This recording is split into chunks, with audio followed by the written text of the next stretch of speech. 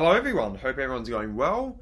We're doing something really different today. We've done something a lot different today actually. This is not something I haven't done at all in the past, let alone on this channel. But I'm trying a new form of content after watching other YouTubers do similar things. We're doing a madness bracket. And today we're specifically doing a Radiohead madness bracket. Now, if you don't know what this is, basically someone on the internet who's incredible has made this huge chart full of a bunch of Radiohead songs, and then this person pits them all against each other, and you keep going through the rounds and rounds of Radiohead songs until eventually you isolate your favorite and there's one winner. This one's huge. So this one is actually, I think like at least double the size, maybe 4 times the size of what a normal madness bracket looks like for music. So that's insane. That's incredible. I saw this on the internet and I was like, wow, I have to give this a go. So that's what we're doing today. I'm going to be forced to make a lot of hard choices because Radiohead are my favorite band of all time. You probably already know that by now if you're watching this channel. I've had such a long history with them and I sort of love the vast majority of their songs in their own ways. So this is going to be really tough choosing between these amazing songs and making these Sophie's choices that will literally take everything out of me to make. But yeah, we're going to do it. So if this works, if you enjoy this, I might do more in the future. I actually made a madness bracket ages ago for 9 Inch Nails, which is on the internet somewhere, but never got around to completing it, so I could do that. I don't know. But yeah, I say there's no more preamble to be had. Let's just get into it. So we're going to start top left in the CR78 corner, my favorite drummer in Radiohead. And I'm using Photoshop here. This might be a bit tedious. I know a lot of people use MS Paint and stuff.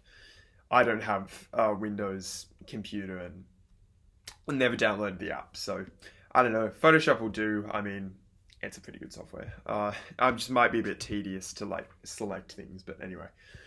So let's start top left, and here we have Creep versus Bangers and Mash. I mean, Bangers and Mash is cool. Like, it's a cool Radiohead punk song, and it's a song unlike pretty much anything the band has ever done in the past. And Creep gets shit on a lot by a lot of fans. Like, Creep being in the top left is obviously the elephant in the room. Here, but I kind of love Creep, right? I mean, I think Creep is a song that gets a lot of hate from intense fans because they're like, oh, this is taking the attention away from all of the other great material that Radiohead's done. But Creep is a bop. Creep is a bop. It's a great song. I mean, it has pretty much everything you want from early Radiohead grunge. Has amazing vocal melody, fantastic vocal performance from Tom. It's raw, distorted, punchy. It's a great song. I've always loved Creep. I've never got what people say when they say Creep isn't a good song. It's moving forward. I'm sorry, Bangers and Mash. I do like Bangers and Mash, but Creep gets supremacy here. So I think if we make a lay, yep, there you go. That works. All right, cool, easy. All right. So next we have, this is kind of a mess. Whoever did this sort of was messy with it, but I'm guessing that's Nice Dream. It just cuts off at Nice, unless there's a Radiohead song I don't know called Nice on the beds, but it's Nice Dream versus, I think that's Go to Sleep? Yeah, that's Go to Sleep. Looks like it was, oh, I see what they've done. Okay, there's been, the word dream has for some reason gone on to that, the Go to Sleep little song title instead of the top. Anyway.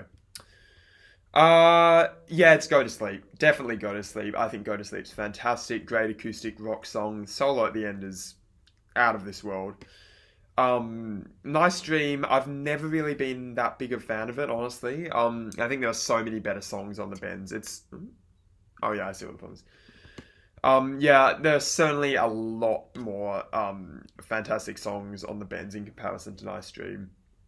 I think it's definitely a song that's very typical of the Ben's sound in terms of that sort of Britpop influence 90s alt rock thing, but Go to Sleep is just too good. It's just too good, and Nice Dream can be a bit maudlin and neither here nor there at times. So gonna advance Go to Sleep ahead. I'm just gonna go down and do all the first level stuff before I get onto the harder matchups over here.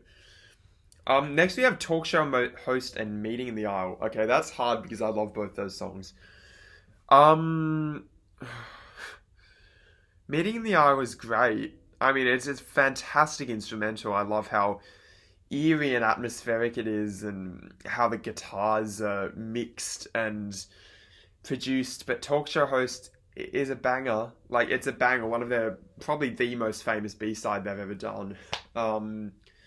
It's just really badass. Oh, what do I do here? What do I do here? Okay. I think I'm gonna have to go with Meeting in the Aisle. I'm probably gonna regret that later down the line, but I just love Meeting in the Aisle too much. Meeting in the Aisle is, oh, I think probably their best, unless I'm, oh, fuck you. Sorry. Probably their best instrumental song, unless I'm forgetting something really obvious. But I think it's my favorite instrumental song they've ever done. It's just atmospheric. OK Computer era too, so really early. For, like, you'd expect something like that to maybe come out of the Amnesiac or King of Limbs era, but really early for them. This early weird atmospheric masterclass of a song.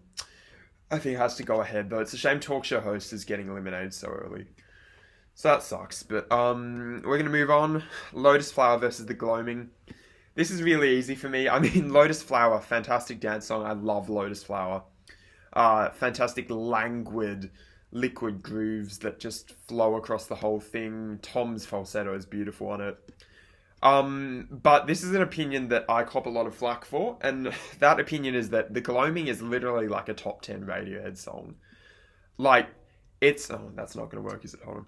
Yeah, the Gloaming is literally a top 10 Radiohead song for me. I mean, between the vocal melody, which is this minor key sort of odyssey of a melody, it's just fantastic. The eerie, weird, strange, skittering production, fantastic electronic production on it. I'm guessing this is the Gloaming, by the way. I didn't mention that, but there was a big mistake here. Yeah, the Gloaming is literally, I think, one of Tom's, as on his own, because I think that's purely a Tom song, but it's honestly one of his greatest achievements as sort of like a producer and a songwriter. And I think the live version is fantastic too. I mean, the bass line in the live version is just out of this world, but I love how eerie and strange and disconcerting the studio version is of the Gloaming. Fantastic, brilliant song. It's been really close to my heart, and I don't get why everyone hates on it. So we're moving the Gloaming ahead. I guarantee no one in the history of doing this Madness bracket has chosen Meeting the Aisle and the Gloaming to advance in these two rounds, but that's just me. Welcome to Weird Opinions. Oh, kill me. This is gonna be hard. Oh, fuck. Body Snatches versus Man of War.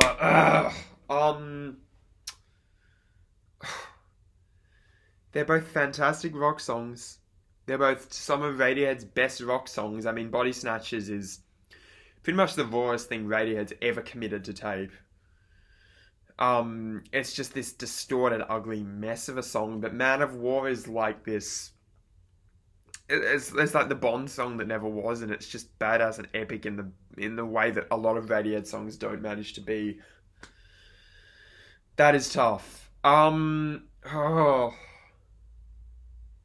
Fuck, it's gonna have to be Body Snatches. Oh, that kills me though, because I love Man of War so much, but that is like Body Snatches by a hair. Like, there's literally nothing in that. All these Photoshop things go away. Yes, thank you.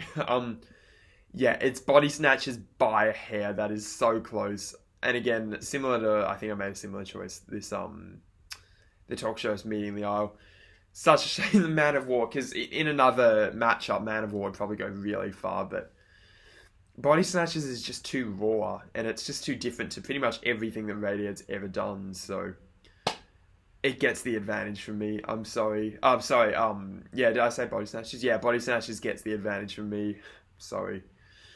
Probably come to regret that. Okay, this is easy.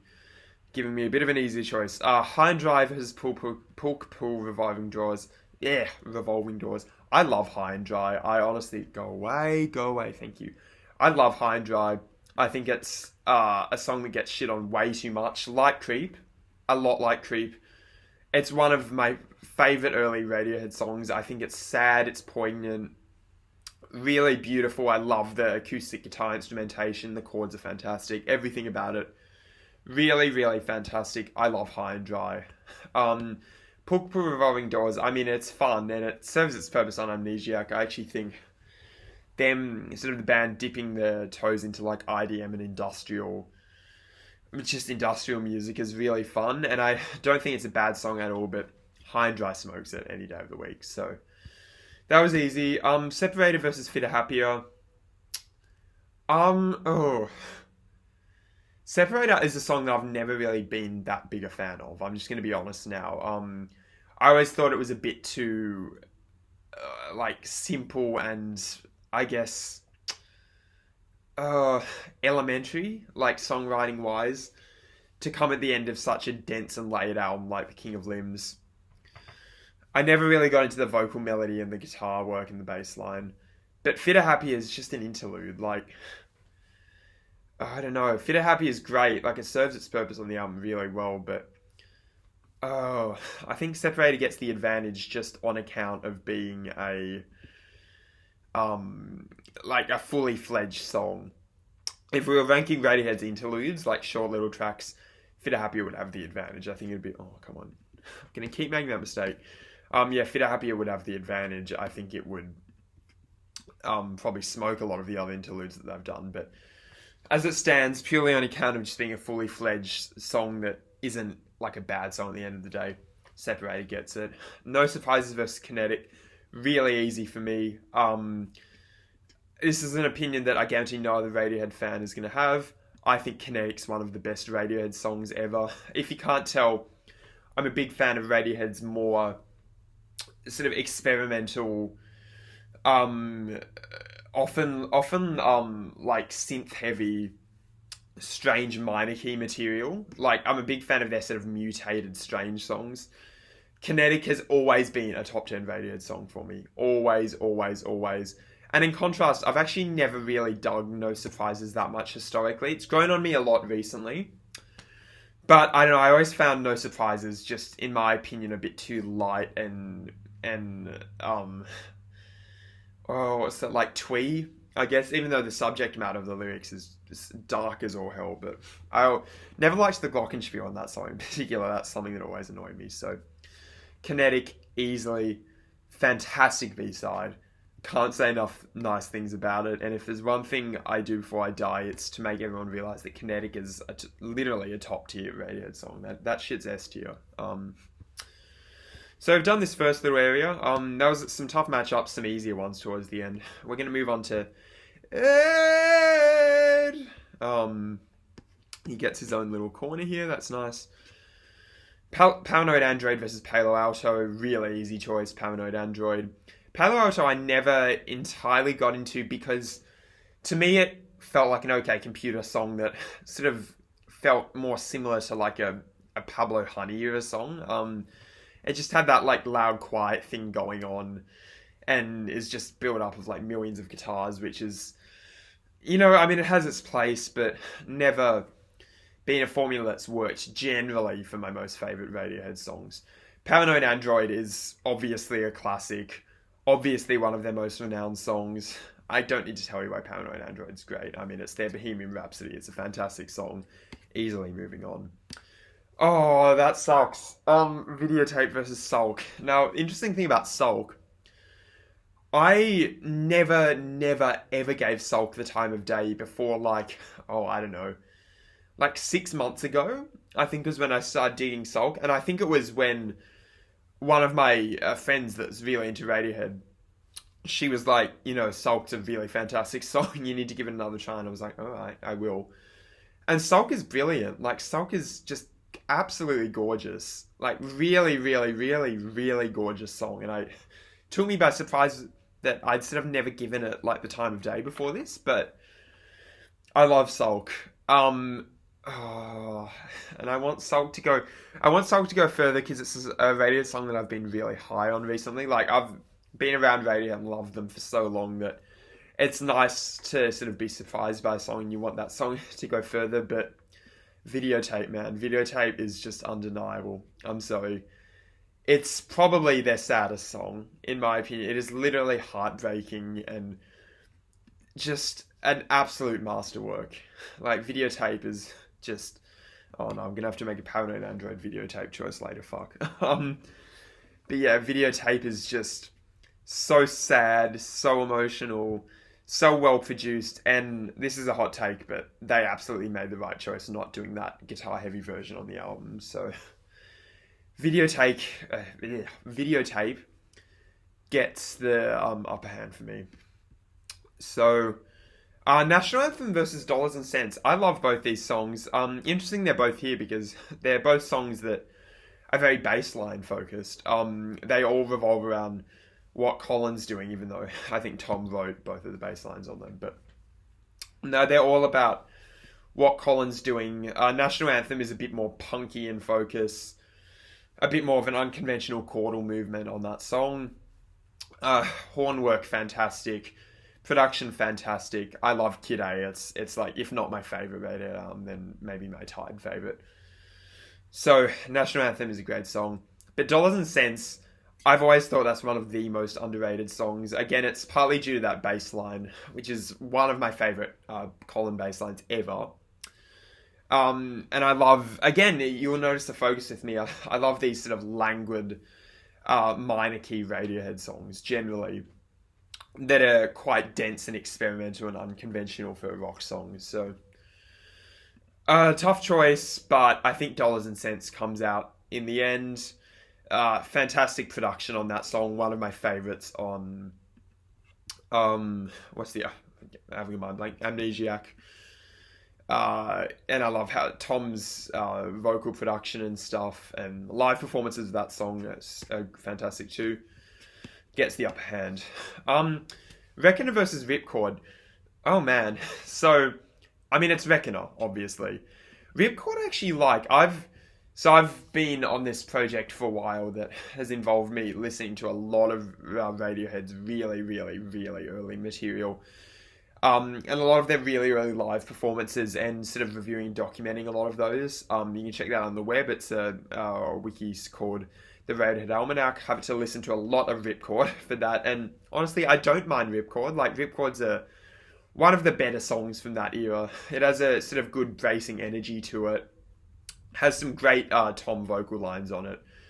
And it's not really as... like self-pitying as a lot of the other material at the time is. So it's sort of sad for a brief moment that I consider over Reckoner, because Reckoner, and here's another unpopular opinion, that's my least favourite song on In Rainbows, which still means it's like an 8 out of 10, but I know I just never got into that song as much as all the others, but I think Reckoner probably gets the upper hand when it comes to this, so gonna be Reckoner ahead there. Quite a pretty song. Really angelic sounding. Life in a Glass House versus Full Stop. Definitely Full Stop. Life in a Glass House is a decent song. I like it. I think it feels a bit obligatory, like a sort of... I don't know, it's hard to describe, but to me it can sometimes feel like a bit of a pastiche of jazz and a bit of like a... Here's Radiohead dipping their toes into the jazz idiom. Which I doubt that had anything to do with the songwriting composition process behind it, but that's always how I felt about it. In contrast, Full Stop, we're going on about amazing Colin bass lines, but this song is a masterclass. Probably one of the best produced songs I think that Radiohead's ever done, with the whole sort of song being buried at the beginning under these sort of murky layers of production interference, then eventually coming in the end to this soaring, incredible climax with that "truth will mess you up" thing. Fantastic. Full Stop is one of my favourite songs on A Moon-Shaped Pool, and that's saying something, because A Moon-Shaped Pool is a brilliant album. Can't say enough nice things about it. Gets advanced over Life in a Glass House. Okay. This is probably the single most lopsided fucking matchup in the whole thing. I mean, I Can't is probably my least favourite Radiohead song. I just think, apart from that sort of Ed intro at the beginning, where it's that Fripp-esque sort of thing, I think it's one of the worst Radiohead songs. I think it's self-pitying. The vocal melody is just dumb. Like the "Please forgive the one that I just put it out" is so dumb. Like stupid vocal melody.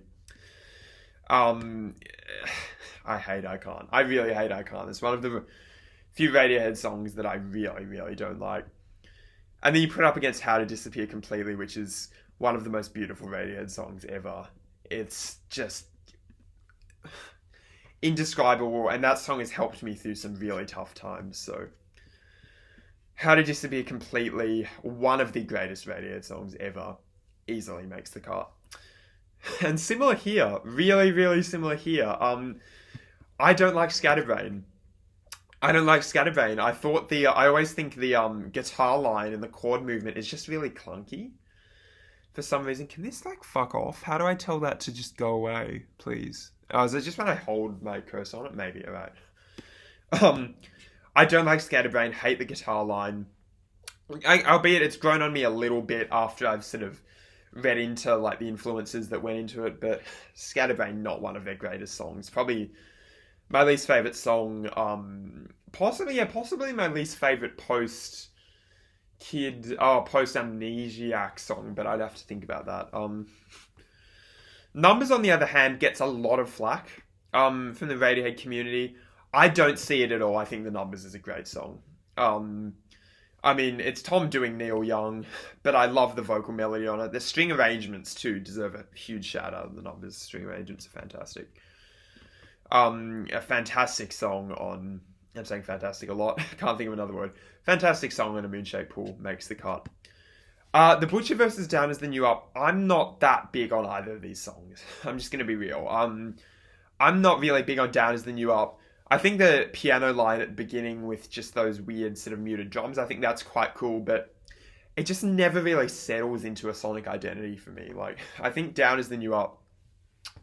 It's always sort of been a song that to me like never felt cohesive. Like it goes through all these different sections, and I mean the most stupid section in my mind is the "Won't You Be My Girl" section, which is just dumb. Like that's dumb.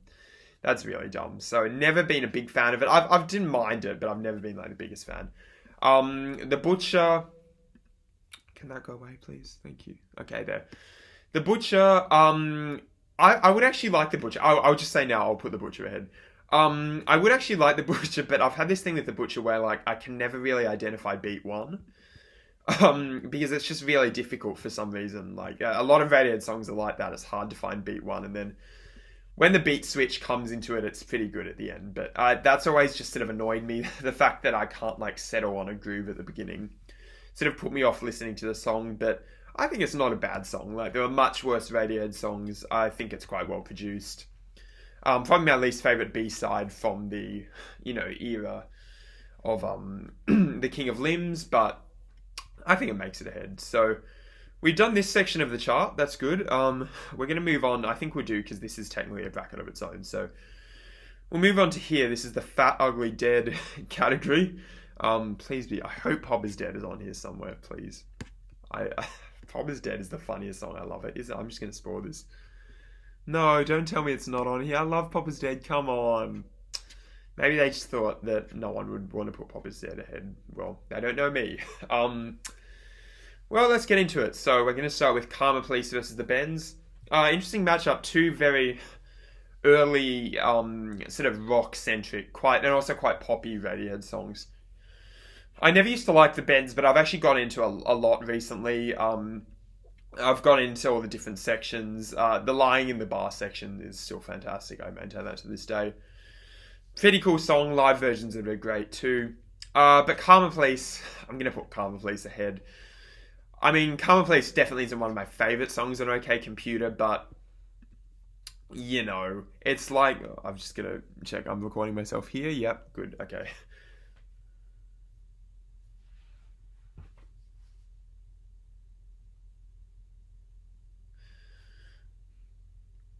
But I'm going to put Karma Police ahead. I think, it's never been one of my favourite songs on the album, certainly, but I mean, there's nothing bad you can really say about it. Has a good vocal melody. The 4 minute there, I Lost Myself section's fantastic. Yeah, it's just it's a decent song, really a decent Radiohead song. Yeah, it gets ahead for me. Okay, You and Whose Army versus Backdrifts. That sucks because I do love both of these songs. Obviously, You and Whose Army, it sort of fits in that talk show host mold of that strangely sort of confident and badass Radiohead song that you don't hear from them very often. But I love Backdrifts. I really, really love Backdrifts. And again, that's an opinion not many people will share, but I think Backdrifts is a fantastic song. I love how angular and electronic it is. I think the beats are fantastic. Some of Tom's vocal melodies on it are really, really brilliant. And that piano line towards the end, the sort of thing at the end is genuinely one of the best instrumental parts on any Radiohead song. So, Backdrifts, it's one of my favourite songs on Hail to the Thief. Gets ahead for me. There There versus How Do You? Well, look, it's gonna be There, but I've got to shout out my boy How Do You, because I think How Do You is a really fun song, and I don't think it gets enough credit. I mean, for what it is, it just has that amazing sort of triple guitar workout. I think the central riff is great. Really fun. I always have a blast listening to it. It always makes my Radiohead playlists. Deserves a lot more attention. I see why people don't like it, but it's a really fun song. But There is, it's one of their masterpieces. Like, come on, it's like putting How to Just be completely up against Icon or whatever. Easily makes the cut. Lucky versus Melatonin. Now this is tough because Lucky's always been never one of my favourite Radiohead songs. I don't know, I just never got into the vocal melody that much and never really got into the arrangement that much. I get what it's going for. It's meant to sound sort of triumphant and a bit angelic, but never loved it, but I like it. I still think it's a 6 out of 10 or a 7 out of 10 song.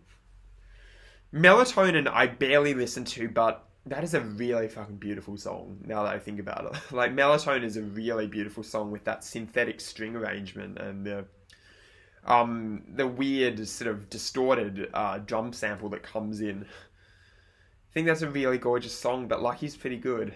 Yeah.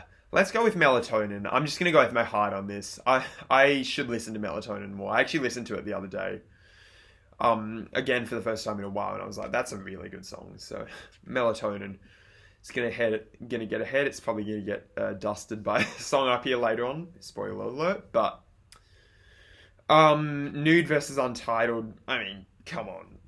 Come on. Like, Untitled works at the end of the album, I guess, but Nude is sexy, it's seductive, it's liquid, the bass line is groovy, it's incredible. Like, what more can you say about Nude? It's one of the most seductive and downright beautiful songs that Radiohead's ever done, honestly. And I say those superlatives a lot with pretty much everything that I put ahead, but they're all true. It's one of the more seductive and sexy Radiohead songs.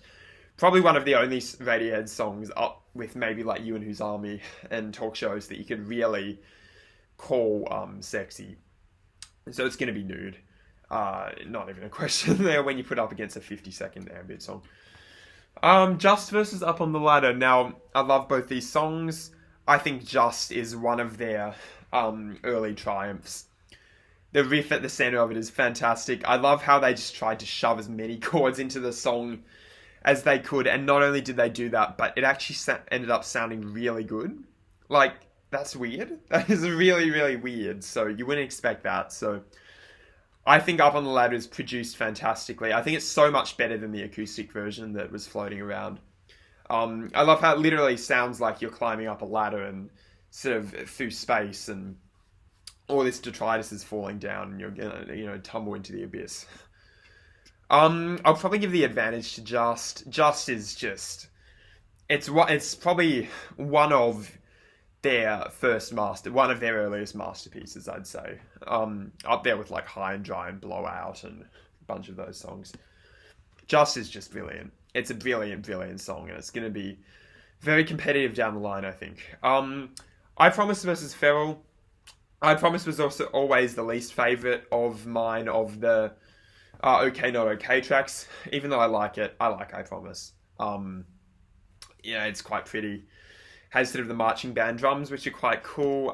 Not one of the more interesting songs I've ever done, but I have nothing against it. Feral, on the other hand, gets a lot of flack. It shouldn't. Fantastic song. Really, really awesome song. I love how weird and fucked up and skittering that drum beat is. And the bass line, the do-do-do-do-do-do-do-do. Love it so much. Love that bass line. And I love how the song just builds in intensity across the length. So, Feral gets the advantage for me. I'm going to put it ahead. I do like I Promise, though. So, I'm not going to criticize it too much. And finally, in this little section here, we have Burn the Witch versus Staircase. Both fantastic songs again. Gonna be Staircase. Staircase is probably a top 5 Radiohead song for me. Has probably one of the best... in fact, it is probably, if I think about it, it's probably has, in my opinion, the best production of any Radiohead song. Even though it's just a Live in the Basement thing, it just sounds... It is the definition of a rich sounding song. Like, it is just so rich and velvety and... and the bass line and the synth pads, just fantastic. And Johnny's guitar lines, the drums, oh my, how Clive and Phil play off each other, with one doing acoustic drums, one doing electric, and Tom's vocal melody. Everything about it makes it one of the best Radiohead songs ever. And I'm a big stickler for a lot of the King of Limbs B-sides, that's no exception. Staircase easily gets ahead for me. Alright, so we're moving on to the flan section. We're getting some flan in our face here. Just looking at this, there's going to be some songs I'm not as big a fan of in here. This shouldn't be that hard. First is Videotape versus Pearly. Wow. I mean, I sort of know what the answer is, and no one's going to agree with me here, but Pearly, possibly the most just explosive Radiohead song. I think it's one of their best B-sides that they've ever recorded. Just everything about it, and how sexy and seductive that "Use Me" sort of that was terrible, but you know what I mean, that "Use Me" melody. And the guitar line, how punk-like that is, the sort of punk-like abandon that it carries itself with. Videotape is obviously a fantastic Radiohead song. Like, it's their first fully fledged electronic song. It is so important, and it's a really downright fantastic song. Against a lot of other songs here would be making it ahead. But Pearly is just, when you get put up against Pearly, it's hard. Like, Pearly is absolutely one of my faves, and one of the most underrepresented songs, I think, in the Radiohead fandom. So, we're going to put Pearly ahead. Sorry to Videotape, I would have liked you to go further. Pearly's just badass. Nothing more you can say. Black Star versus Mixomatosis, that's easy, it's Mixomatosis. Black Star's similar to Nice Dream. It's a song I've never really got into on the bends. I always thought it was a bit maudlin, self-pitying. Never really liked the vocal melody. Mixomatosis, on the other hand, is a real masterwork. I really love that song. It's scuzzy, it's distorted, it's angular. I love how it's produced, because that sort of fuzz bass line comes out so well with Nigel's production on that song. Can't say enough nice things about Mixomatosis, like a lot of tracks here. And, you know, I'm sorry this madness bracket as just a lot of, like, me shouting out superlatives at all of these songs, but it's true. Mixomatosis, I love it so much, and it's a fantastic live, great in any incarnation. Scuzzy, angular brilliance. It easily gets ahead for me. Same here, Desert Island Disc.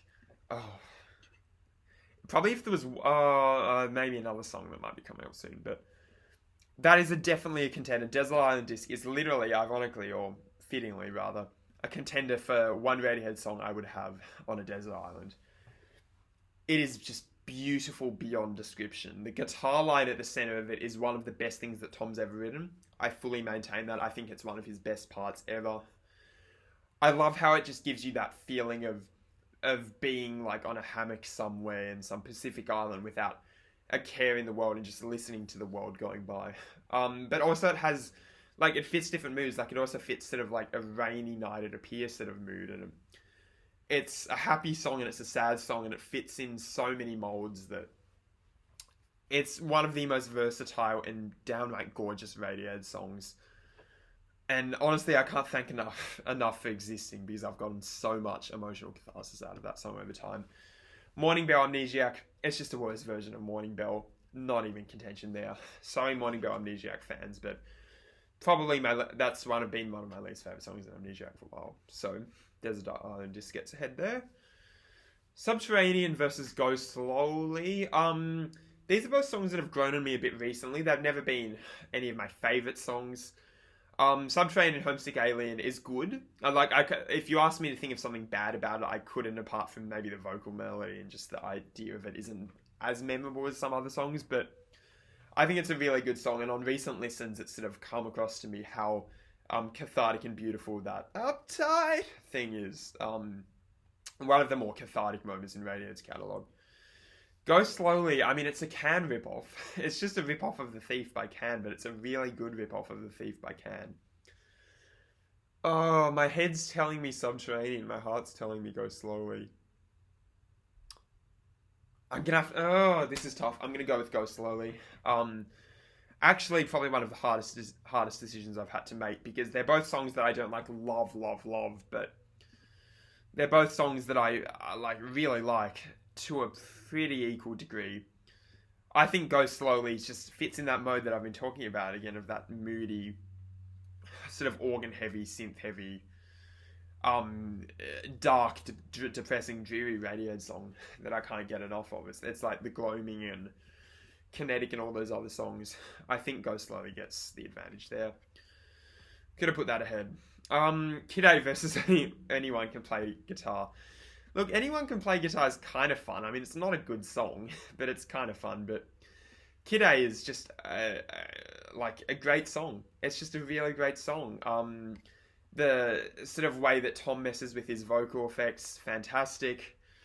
The drums and how weird and otherworldly all of the instrumentation sounds is fantastic.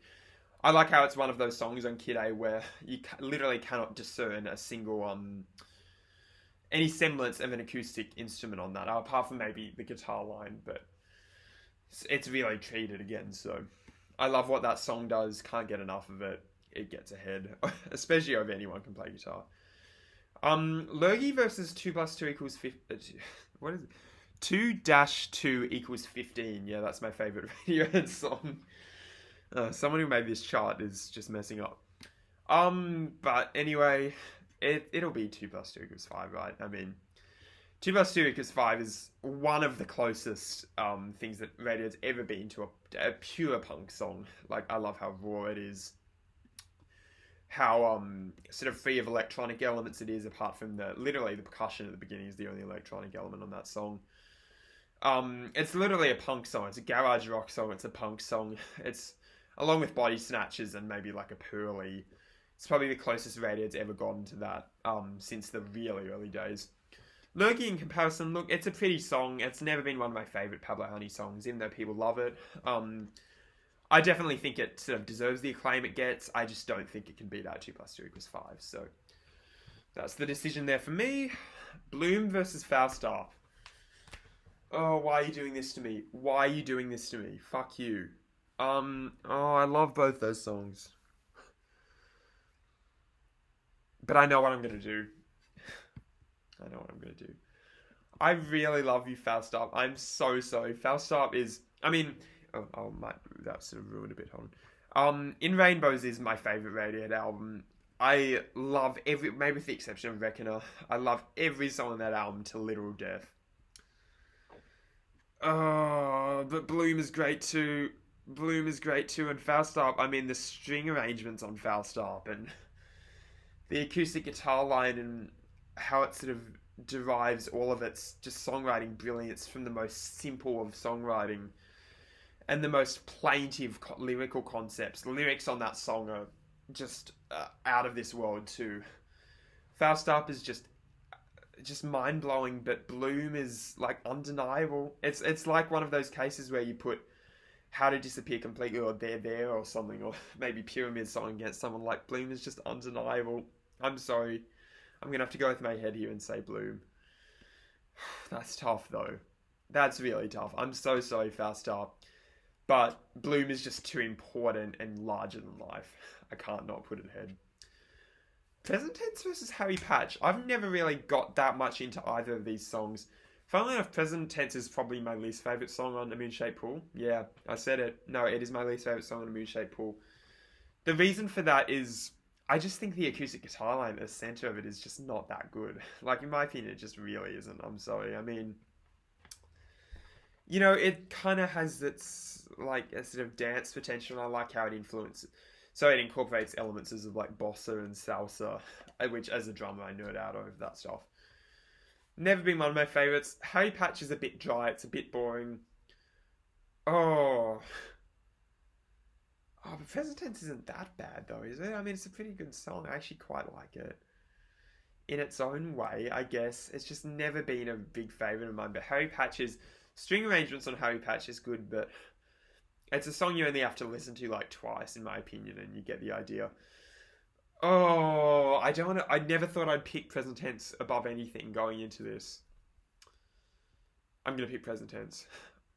But I'm watching you, Present Tense. You're going to get fucking dusted by Bloom. You're going to get dusted by Bloom when it comes to that. So just, I've got my eyes on you, Present Tense. Alright? You're not getting off scot-free with me. So, would you look at that? We are done with the first round, at least, of this entire section of the chart. Now, in a normal madness bracket, we'd be moving on to the next section. But no, we are just getting started, baby. We are just getting started. Oh, man. Okay, so we have another whole swathe of incredible songs here. Just scanning here, I can see. So we're going to start with the Greenwood section, representing my boy Colin, my boy Johnny. Let's see what we have here. Let's see what choices we have to make. Okay, so we're going to start with Fake Plastic Trees versus 4 Minute Warning. Easily Fake Plastic Trees. I mean, Fake Plastic Trees was never one of my favourites on the bends, I wouldn't say, but it's a great song. Like, it's a really great song. I like how sad it is. I think the lyrics are quite clever, especially for early Tom, and they're quite biting. I prefer the acoustic guitar arrangements of it. I don't like how huge and bombastic the studio version, a lot of the live versions are, but if you get a really good acoustic Fake Plastic Trees from early on in their career, can't be beat in terms of emotion. 4 Minute Warning, never really loved that song that much. It's just a bit boring and slow and quiet, and I've never really loved a lot of the In Rainbow's B-sides. I mean, the only ones I really, really love are Up on the Ladder and Go Slowly. The others I can honestly give or take. Except maybe Bangers and Mash. Bangers and Mash is fun, but the others I can give or take. 4 Minute Warning, I think, is just, I don't know. There wasn't much of a song there in the beginning, in my eyes. I don't know. It's decent. I've heard worse. There are worse Radiohead songs, but it's nothing special. Glass Eyes versus Give Up the Ghost. So we have some pretty soft songs here, going up against each other. Give Up the Ghost is good. It's really good. It's acoustic guitar masterwork, and it's one of their most delicate songs, like 4 Minute Warning. But then you put it up against Glass Eyes, and Glass Eyes is literally the most beautiful fucking thing I've heard in my life. Literally the most beautiful thing I've heard in my life. With some of the best, saddest lyrics I've ever heard, and the piano on it and the strings is just beyond comprehension. Glass Eyes is a masterpiece. It is one of their most gorgeous songs. One of humanity's most gorgeous songs, in my opinion. Easily gets ahead for me. Oh, I love You. This is tough. 15 Step versus You. I will say 15 Step, I think, but I've got to shout out You. You is one of their best early songs. In fact, I think it is actually probably their first masterpiece in my mind. I prefer it to Creep. I think it's actually my favourite song on Pablo Honey. Oh, what am I doing? No, I'm not doing You. I wasn't even thinking about that. You is a brilliant, brilliant song. The 6/8 to 5/8 dynamic that it has going on is fantastic. The vocal melody is really, really mature and great for early Radiohead, and those refrains, the instrumental breaks, literally can't be beat. But then you have 15 Step, some of the best beat production in Radiohead's catalogue, one of the sunniest, most gorgeous guitar lines in Radiohead's catalogue, one of the most sort of playful and energetic vibes in Radiohead's catalogue, which you don't get that often, honestly, with this band's Uber. So, I sound like such a pretentious spanker saying Uber, but we're going to do that today. It's going to be 15 Step. We're putting that ahead. I love 15 Step. Love 15 Step. So are you. I actually wanted you to go further because that's one of those songs that, like, it's never one of the top tier Radiohead songs, but it's a song that I always want to get more attention. Well, yeah, we're going with some of the weird songs here. So, Codex versus We Suck Young Blood. I'm sorry, I just got distracted by some of these later matchups. This is going to kill me. Anyway, this is a tough. Okay, I'm just looking at all these here. These are fucking tough matchups. Okay. Codex versus We Suck Young Blood. I love Codex. I'm going to have to say Codex. Thing about Codex is it never worked live, and in the wrong situations, it can be a real downer of a song. Like, it can be really just unnecessary and depressing and a downer, but in the right mindset, it is a beautiful... So we have so many beautiful songs here, but it is a really beautiful song. Like, I love how the horn arrangements come into it.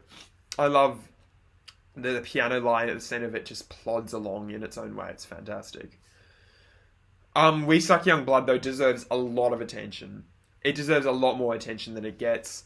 It's like this fucked up jazz song that honestly pays more of a loving homage to jazz instead of slave ship blues in my mind than Life in a Glass House has. I think We Suck Young Blood is honestly Life in a Glass House done really well. It's just such an atonal, dissonant clusterfuck of a song, and that break, that instrumental break when the drums come in the middle, is one of the most wild and just off-the-wall Radiohead moments in their history. So, I honestly love I love the majority of Hail the Thief. I really love We Suck Young Blood. Almost beats Codex, but I think Codex just gets the upper hand. I think, actually, Codex is probably my favourite song on King of Limbs. So, yeah, it's going to get ahead there. Climbing Up the Walls and Packed Like Sardines are both in my top 5 Radiohead songs, I'd say. No, they're definitely both in my top 5 Radiohead songs. Packed Like Sardines they both have the best bass lines in Radiohead's career, like up there with the Staircases in the World and the All I Needs. Oh, that's tough. They're both these weird sort of angular electronic songs. Packed Like Sardines is fantastic. The bass line is just brilliant. The simple sort of 808 drum production on it, amazing. Was one of my earliest favourite Radiohead songs, one of the earliest ones I really got into. But I'm going to give it to Climbing Up the Walls. I'm sorry, I know, I want Packed Like Sardines. Literally on any other bracket, Packed Like Sardines would probably get, like, to at least here. Fuck you, Chartmaker, for making me eliminate Packed Like Sardines. I mean, Packed Like Sardines is a top 5 Radiohead song, but Climbing Up the Walls with its weird sound and its just terrifying tom vocals and amazing lyrical themes and the ending breakdown, it's a top 3 Radiohead song to Pack Like Sardines top 5. I mean, I guess the good thing is here, it's might maybe have a pretty easy run to the finish, Climbing Up the Walls, I don't know. Oh, that's hard. That takes a lot out of me, you have no idea. Okay, and so does the next one. Airbag versus Lol. I love both these songs. Ugh. What do I do? Because Airbag's a masterpiece, but everyone knows Airbag's a masterpiece. Lol, on the other hand, is a masterpiece, but no one knows it's a masterpiece. The guitar line in that is just brilliant and light and delicate, and the glockenspiel work is the only time Johnny has ever made glockenspiel work on a Radiohead song. Oh, except for All I Need, but other than that. My battery's getting quite low. I'll probably have to plug this in a sec. What do I do? This is another one where my head says Airbag, but my heart says Lol. Sometimes in the past, as with Bloom, I've gone with my head. I think I'm going to go with my heart. Lol is just a gorgeous 2-minute snippet of a song. It's so life-affirming and, well, I mean, it sounds life-affirming. The lyrics are really dark. I just love when the drums come in as one of the most uplifting and gorgeous moments in Radiohead's whole catalogue. Again, I'm saying that a lot, but it's true. It's gonna be lol. I'm sorry. It's gonna be lol. But Airbag's great. Like, Airbag is literally one of the most iconic Radiohead songs for a reason, and it is similarly triumphant in its own way. So, peace be to Airbag, but gotta give lol. The Edge there, Electioneering versus Where I End and You Begin. Fuck you, I love both those songs. Ugh. Oh. Electioneering. Where I End and You Begin is fantastic, but Electioneering is the bop. It's the bop. It's one of the best songs. It is probably like a top 3 song on OK Computer. The guitar line on that thing is angular and jarring, and the whole song is just rickety and weird and fantastic. It's like another example where Radiohead gets close to punk. Where I End and You Begin is fantastic. I mean, it's one of the best songs on How a Thief, but doesn't match Electioneering. Top 10 Radiohead song. So, but that sucks. I want Where I End and You Begin to get far, but it won't. I love you, Electioneering. Look at all these OK Computer songs. Because I've never been the biggest fan of OK Computer compared to some people, but I'm putting a lot of them ahead. Finally, we have Pyramid Song versus Molasses. Now, this shouldn't be a hard decision, but for me it kind of is, because I think Molasses is just a ton of fun, and it doesn't nearly get any of the attention it deserves. I mean, that breakdown with the thing, brilliant songwriting. It's a ton of fun, but similar to the Blooms of the world and the other songs like How Does It Be Completely. Pyramid Song is just undeniable. Look, Pyramid Song is I've never perhaps loved it as much as some other people do. I see why objectively it's a fantastic song. I've never had the same deep emotional connection to it that a lot of other people do. So that possibly factors into my judgment, but it's undeniably a fantastic song, and it is a better song than Molasses. Yeah, so sorry, but not really sorry that Molasses is getting kicked out of there. Love you, Molasses, though. You deserve more attention. O'Brien, so in the Ed section, looks like this won't be as hard. I don't think this has... for the most part, this doesn't have a lot of my favourite songs. So we're going to start up here. Street Spirit versus MK1. I mean, come on. Like, seriously? Why would you even put MK1 on a chart if you know it's just going to get eliminated? I think the chart owner just wanted to give, like, Street Spirit an easy path forward, honestly. I mean, Street Spirit... It's one of their most emotional songs for a reason. I feel like I'm saying that. I'm doing really bad commentary today. I'm sorry. I'm saying that every song is their most emotional song, but it's true. Street Spirit, like, MK1 probably, maybe might beat I Can't or something, but it's not beating Street Spirit. Street Spirit, great guitar line, great vocal melody, everything's great. Bones versus In Limbo. Now, this is interesting because... I like both these songs. I don't love both these songs. But I think if I was to listen... I'm just trying to think. If I was to listen to one song now, it'd be Bones. In Limbo is really unsettling and strange and cool, but it's no Bones. I mean, the bass line on Bones is brilliant. It's a brilliant moment of inspiration from Colin. And I love the chorus. Love the chorus to that thing. It's a really triumphant and beautiful sounding chorus. Again, not one of like the top tier Radiohead songs, but so I'm just going to plug in my charger while I talk here. Not one of like the top tier Radiohead songs, but you know, I think it's a song that's grown on me. Fuck this. So yeah, it's a song that's grown on me a lot over the years, and yeah, I like Bones. I think Bones gets the advantage, but In Limbo is one of my favorite. Kid A is my favorite Radiohead album, or second favorite, maybe next to In Rainbows. So it's tough to see In Limbo going like that, but anyway. Optimistic versus Like Spinning Plates, it's easily Optimistic. Like Spinning Plates, the live version is better in my opinion. It's sort of works well as a cool like little audio experiment on the album, but ultimately on the album it's not like a top tier Radiohead song or anything. Optimistic, on the other hand, is great. It's a rare moment on Kid A where they sort of indulge their rock tendencies a bit more. I think the guitar work on that song is great. The vocal melody is fantastic. Tom's lyrics great. It's one of those songs like, again, like Street Spirit, you can't really say a bad thing about it, so not going to do that. Optimistic gets ahead. I think the problem with a lot of Kid A material, for me anyway, is that like it was my favourite album for so long before In Rainbow sort of usurped it a little bit.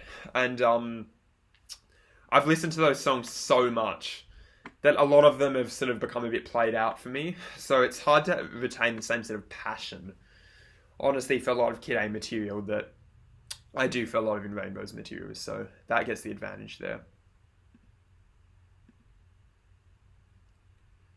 But ultimately, you know, Optimistic is a great song.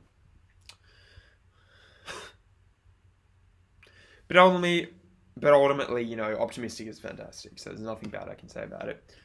Jigsaw Falling into Place versus How I Made My Millions. Gonna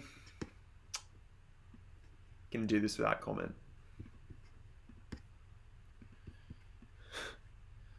Just kind of hoping Jigsaw wouldn't be on this chart because that'd make some of my choices harder. How I Made My Millions. Let's talk a bit about How I Made My Millions. It's pretty. It's really pretty. I like the story behind it, that it was just a demo that Tom recorded while I think his wife was unpacking groceries in the background. Like, they're the sounds you can hear. And then the band loved it so much that they just made it a B-side. I think How I Made My Millions is a great song. Like, it's a great song. So, without further ado, we're going to put Jigsaw Falling into Place there. Jigsaw. Oh, okay. Moving on. Sorry, I don't want to comment too much on that because that'll probably spoil much of the chart. Tree Fingers versus Lyft. Look, Tree Fingers has its place on Kid A. It really does. I think it's a pretty song. It works nice as a little ambient sort of breather in the midst of a lot of the strange sort of isolating chaos that Kid A has. But Lyft is undeniably a really great song. Like, I think the mini discs version is better. That's on like disc 16 or whatever the mini discs.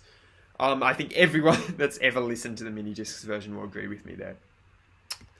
So there's that, but the studio version is still great. I think they did butcher it slightly in the version that they originally put on. They took a lot of the bite out of it, I think, and they buried a lot of like the best parts on it. So what can you do? The song at its heart is still great. I'm putting Lyft ahead. House of Cards versus Vegetable. I mean, easy. It's obviously House of Cards. House of Cards, fantastic, almost like a dub-influenced song with brilliant lyrics. Like, In Rainbows has the best lyrics on any Radiohead album. And House of Cards is no exception.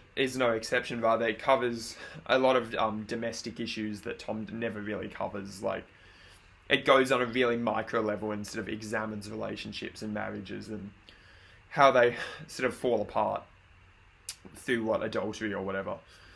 And beyond that, the guitar line is really smooth and gorgeous, and it's a great song. Vegetable is always one of, if not I can't. So it can't be my least favourite, but always one of my least favourites on Pablo Honey. Always thought it was unnecessary and really just dry, more than no chance of getting ahead. Maybe it'd have a chance against like MK1 or I Can't, but nothing else. Wolf at the Door versus Hunting Bears. Yeah, I can't be Hunting Bears. Hunting Bears is a good interlude, but it's just an interlude, and it's nothing I'd go out of my way to listen to on its own. Wolf at the Door never was one of my favourite songs on Hail to the Thief for some reason. I mean, I get why people love it. Like, the idea of Tom attempting a rap song is just, like, come on, how appealing is that? Like, that's just fantastic, just in theory. So, Wolf at the Door is a good song. Never one of my favourites. I think the lyrics are good, but they're not as good as a lot of people make them out to be. Like, I think a lot of it is just disconnected jumbles, the lyrics on Wolf at the Door. I also don't really love the guitar line at the centre of it. The chordal movement's a little bit clunky in the vein of, like, Scatterbrain. So, those things work against it, but ultimately, I don't mind Wolf at the Door. It's nothing that I listen to on my own, or rather on its own, but, I like Wolf at the Door. We'll put it ahead. And the last matchup here is Identikit versus Prove Yourself. Another easy choice. It's Identikit. Never got the people that said that the live version of Identikit from 2012 is better than the studio version. I always think the studio version of Identikit is really great, really, really great. Never one of the best songs on a Moon-Shaped Pool, but the Broken Hearts Make It Rain section is really great. Another one of those songs that sort of tricks you at the beginning that makes you think that beat one's in a separate place than it is, which sort of annoys me, but it's fine. And of course the guitar solo at the end. I mean, we haven't heard Johnny rip a guitar solo since Go to Sleep, pretty much. So that's a really interesting moment in the Radiohead catalogue. I like Identikit a lot. I've been into that song for ages. Easily makes the cut over Prove Yourself, which again is similar to a Vegetable or something. Better than Vegetable, and I think it actually has some sort of merit on its own, but what can you do? It's a Pablo Honey song. It's like one of millions of generic songs from that era, so nothing you can really do. Alright, so we're going to move on to the right side of the chart here. We're in the Selway section. Let's see what we have. Yeah, some good songs here. Okay. So we're going to start with Daydreaming versus Last Flowers. I'm acting like that's a choice.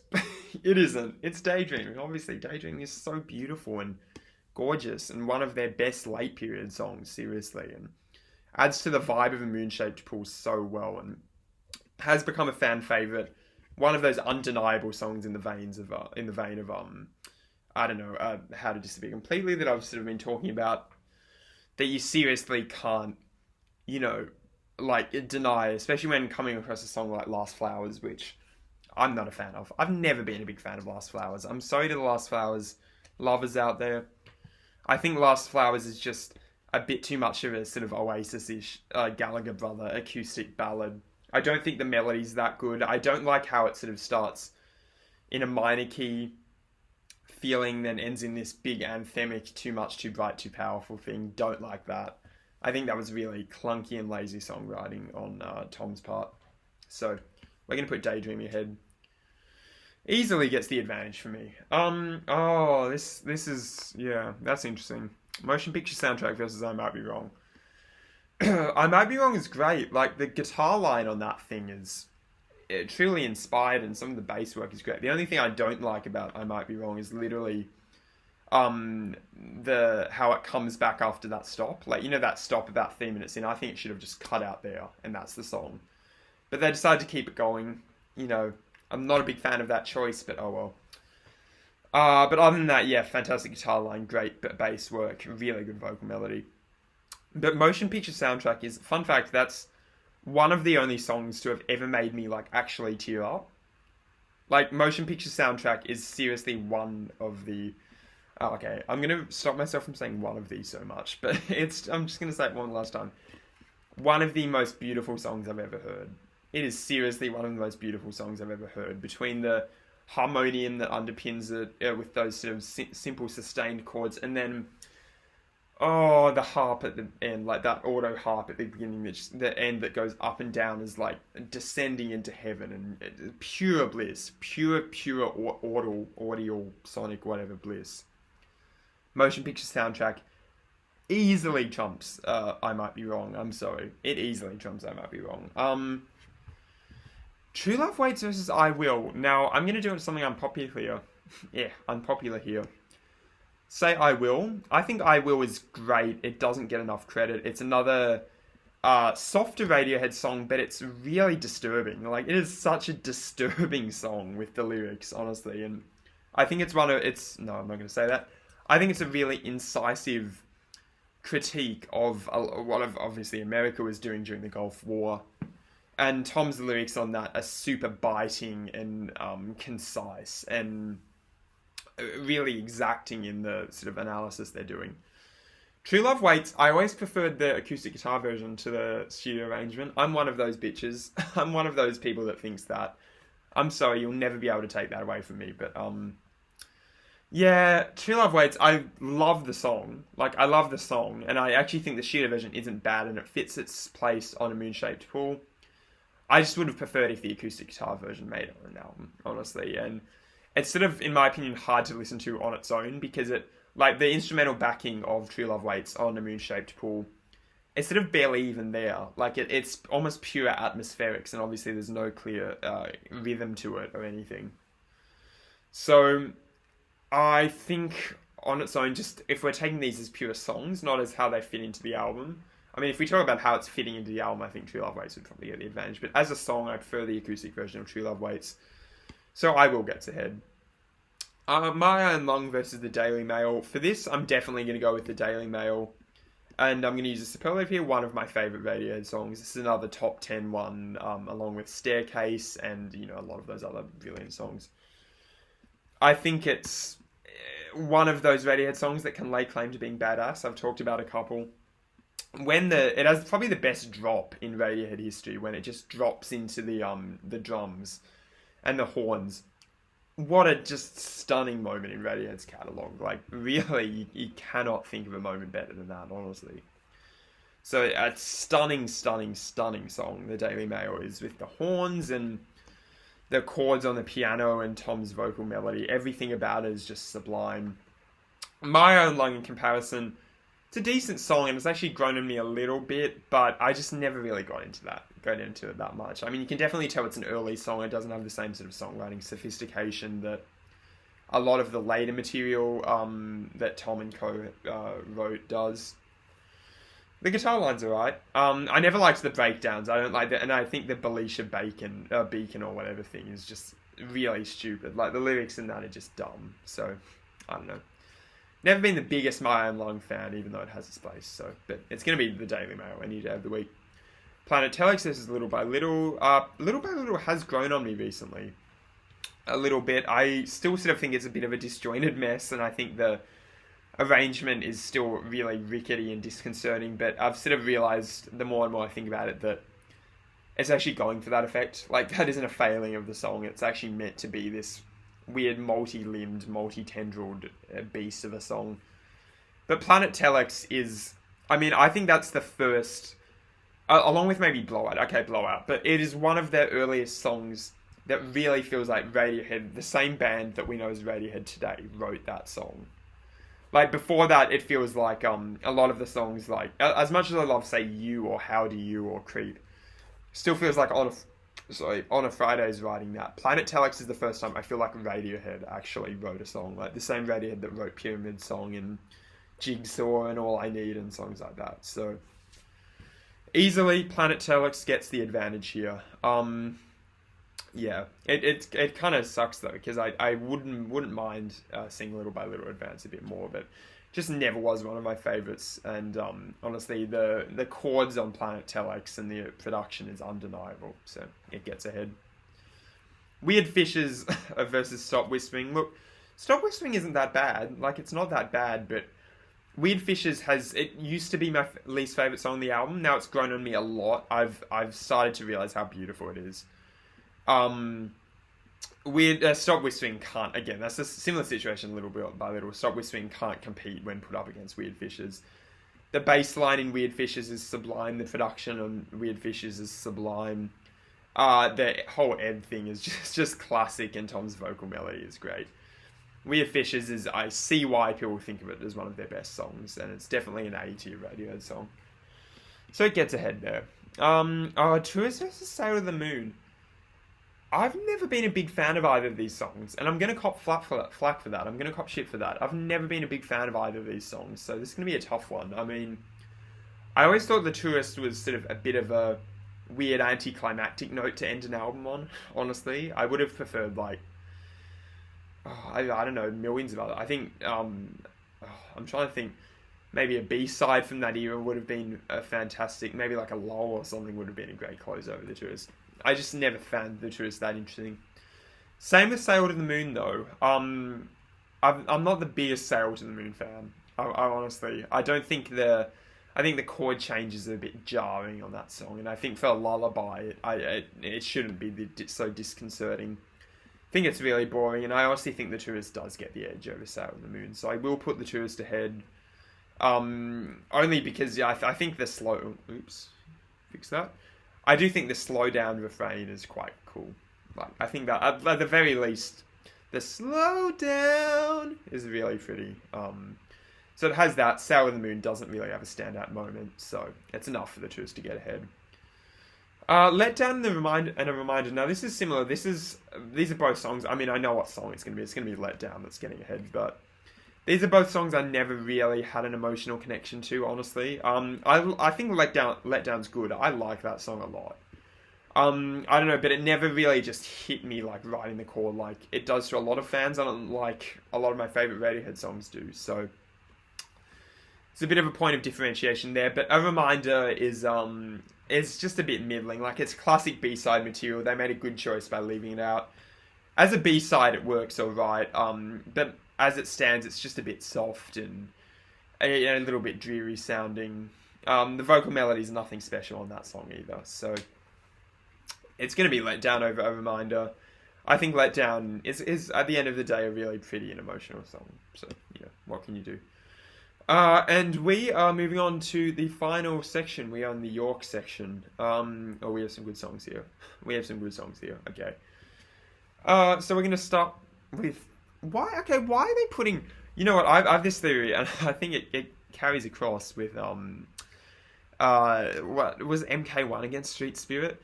I think that this person has just put MK1 and MK2 on because they want everything in its right place and Street Spirit to get easy paths forward. Everything in its right place. I don't even need to give commentary on why everything in its right place wins. Top 10 Radiohead song easily goes ahead. MK2 is... I mean, come on.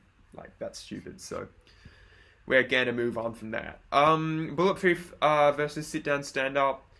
I'm going to say sit down, stand up, and that's honestly not even close for me. Sit Down, Stand Up, I always considered that in my, if not top 3, then maybe top 5 Radiohead songs. What if I said my top 5 is... I think my top 5, I think we've had my top 5 so far. I think it's Jigsaw, Sit Down, Stand Up, in no particular order. Jigsaw, Sit Down, Stand Up, Climbing Up the Walls, Desert Island Disc, and... I want to say Staircase, but there's another song coming up here that might make it in. But it's always been a top 5 Radiohead song for me. The drop it's up there with The Daily Mail as one of the best drops in Radiohead history. And the fact that it just goes into this spastic electronic groove at the end is like just something that only Tom York could have come up with. Like, it's just so fucking off the wall and strange for a song, let alone a Radiohead song. That's something that literally only the brain of Tom York could come up with. So, Sit Down, Stand Up progresses there. Bulletproof has grown on me a lot recently. I think it's really light and delicate and nice, but it doesn't hold water in it. Sit Down, Stand Up. So, Sit Down, Stand Up is literally one of my favourite Radiohead songs for a reason. And the piano, I haven't even mentioned the piano line and Tom's vocal melodies and the urgency of the "we can wipe you out anytime" thing. That song just gets me. It's a brilliant song in every way. Knives Out versus Spectre. Do you know I've never liked Knives Out that much? This is another one where I think it's fallen victim to I just don't like the chord sequence in it. And I think the vocal melody is a bit clumsy and clunky. Like the "Knives Out, catch the mouse" thing is just... never really got to me, and that's actually a song where I don't really get why other people like it so much. Spectre, on the other hand, it's not one of my favourite B-sides or Radiohead songs, but it's a good song. Spectre's a good song. It should have been the Bond theme, definitely. While it's not the most exciting Radiohead song ever or anything, it's a strong song. Yeah, it's a strong song. There's nothing more I can say about it. I think the strings are really good on it. Not as good live, though. That's for sure. Okay.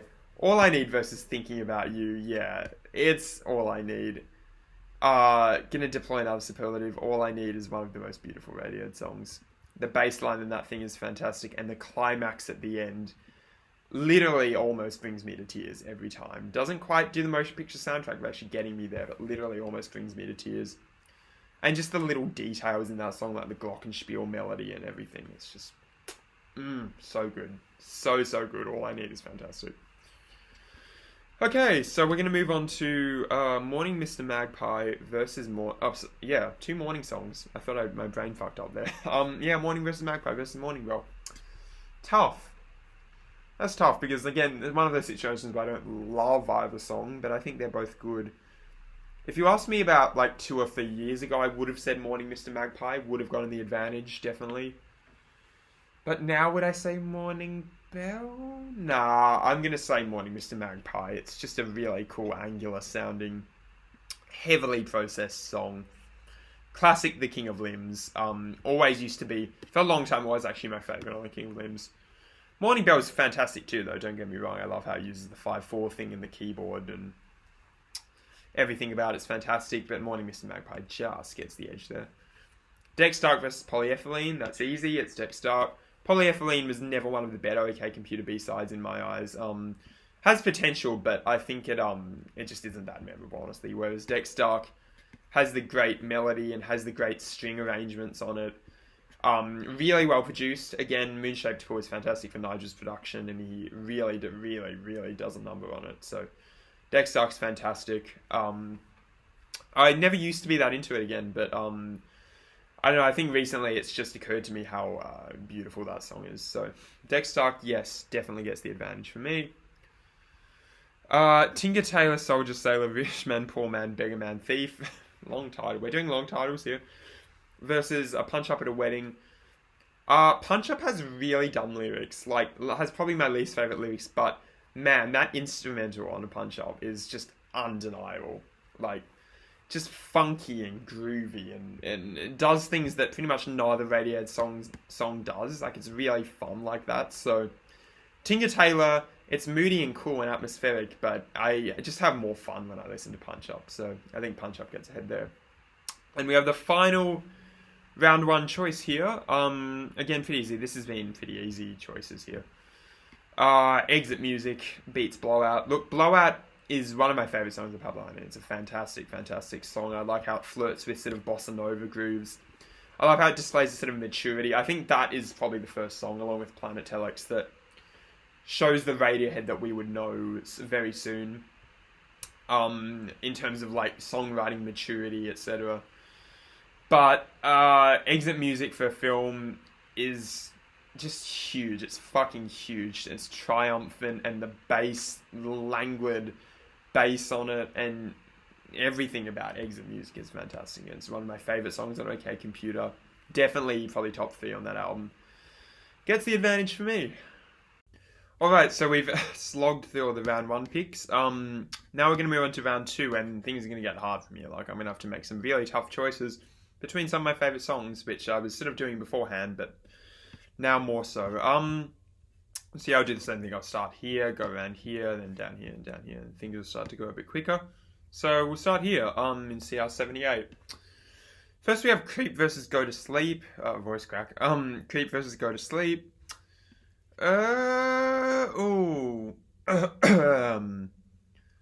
That's tough. Oh, that's actually tough. Because neither are, like, my favourite Radiohead songs, but they're both fantastic. They're both really good songs. Okay, if I was to put on one now, it'd be Go to Sleep. So, look, Creep is one of their... Creep is one of their earliest, greatest songwriting achievements. I think that's undeniable. It's one of Tom's earliest great songs. But Go to Sleep, if I was to listen to one now, Go to Sleep just stays fresh every single time, and I'll be rocking out. Oh, does that want me to do that? No, I don't want to do that. Oh, maybe I can just duplicate the layer. Okay, so you're watching me figure out this app in real time, guys. So yeah, okay, we can put Go to Sleep ahead. Yeah, Go to Sleep is just undeniable, and if I was to put one on now, I'd be rocking out to Go to Sleep to the day I die. So that's easy. Okay, so we're gonna move on to Meeting in the Aisle versus the Gloaming. I think that's pretty easy. For me, it's definitely the Gloaming. Look, again, Meeting in the Aisle it gets way too much flack, and I love that song, but The Gloaming is one of my favorites. It's really really undeniable. They're both sort of quite electronically treated, weird, disconcerting kind of songs, but the Gloaming just does what it does so well. Like, it does what it does literally better than any other Radiohead song can do it, so that gets ahead there. Next we have Body Snatches versus High and Dry. High and Dry, yeah. This is actually surprisingly easy so far. I hope they're all this easy. No, yeah, High and Dry gets it. My computer's melting down. That's fine. Yeah, High and Dry gets it. Look, High and Dry I just have such an emotional connection to, and I think it's such a pretty and well-considered, gorgeous song, which are adjectives a lot of people wouldn't use to describe High and Dry, but I very much do. I love High and Dry. The chords are great, vocal melody's great. Everything about it's fantastic. Probably trumps Body Snatches for me, not because Body Snatches has failings in any way, but because Body Snatches is just...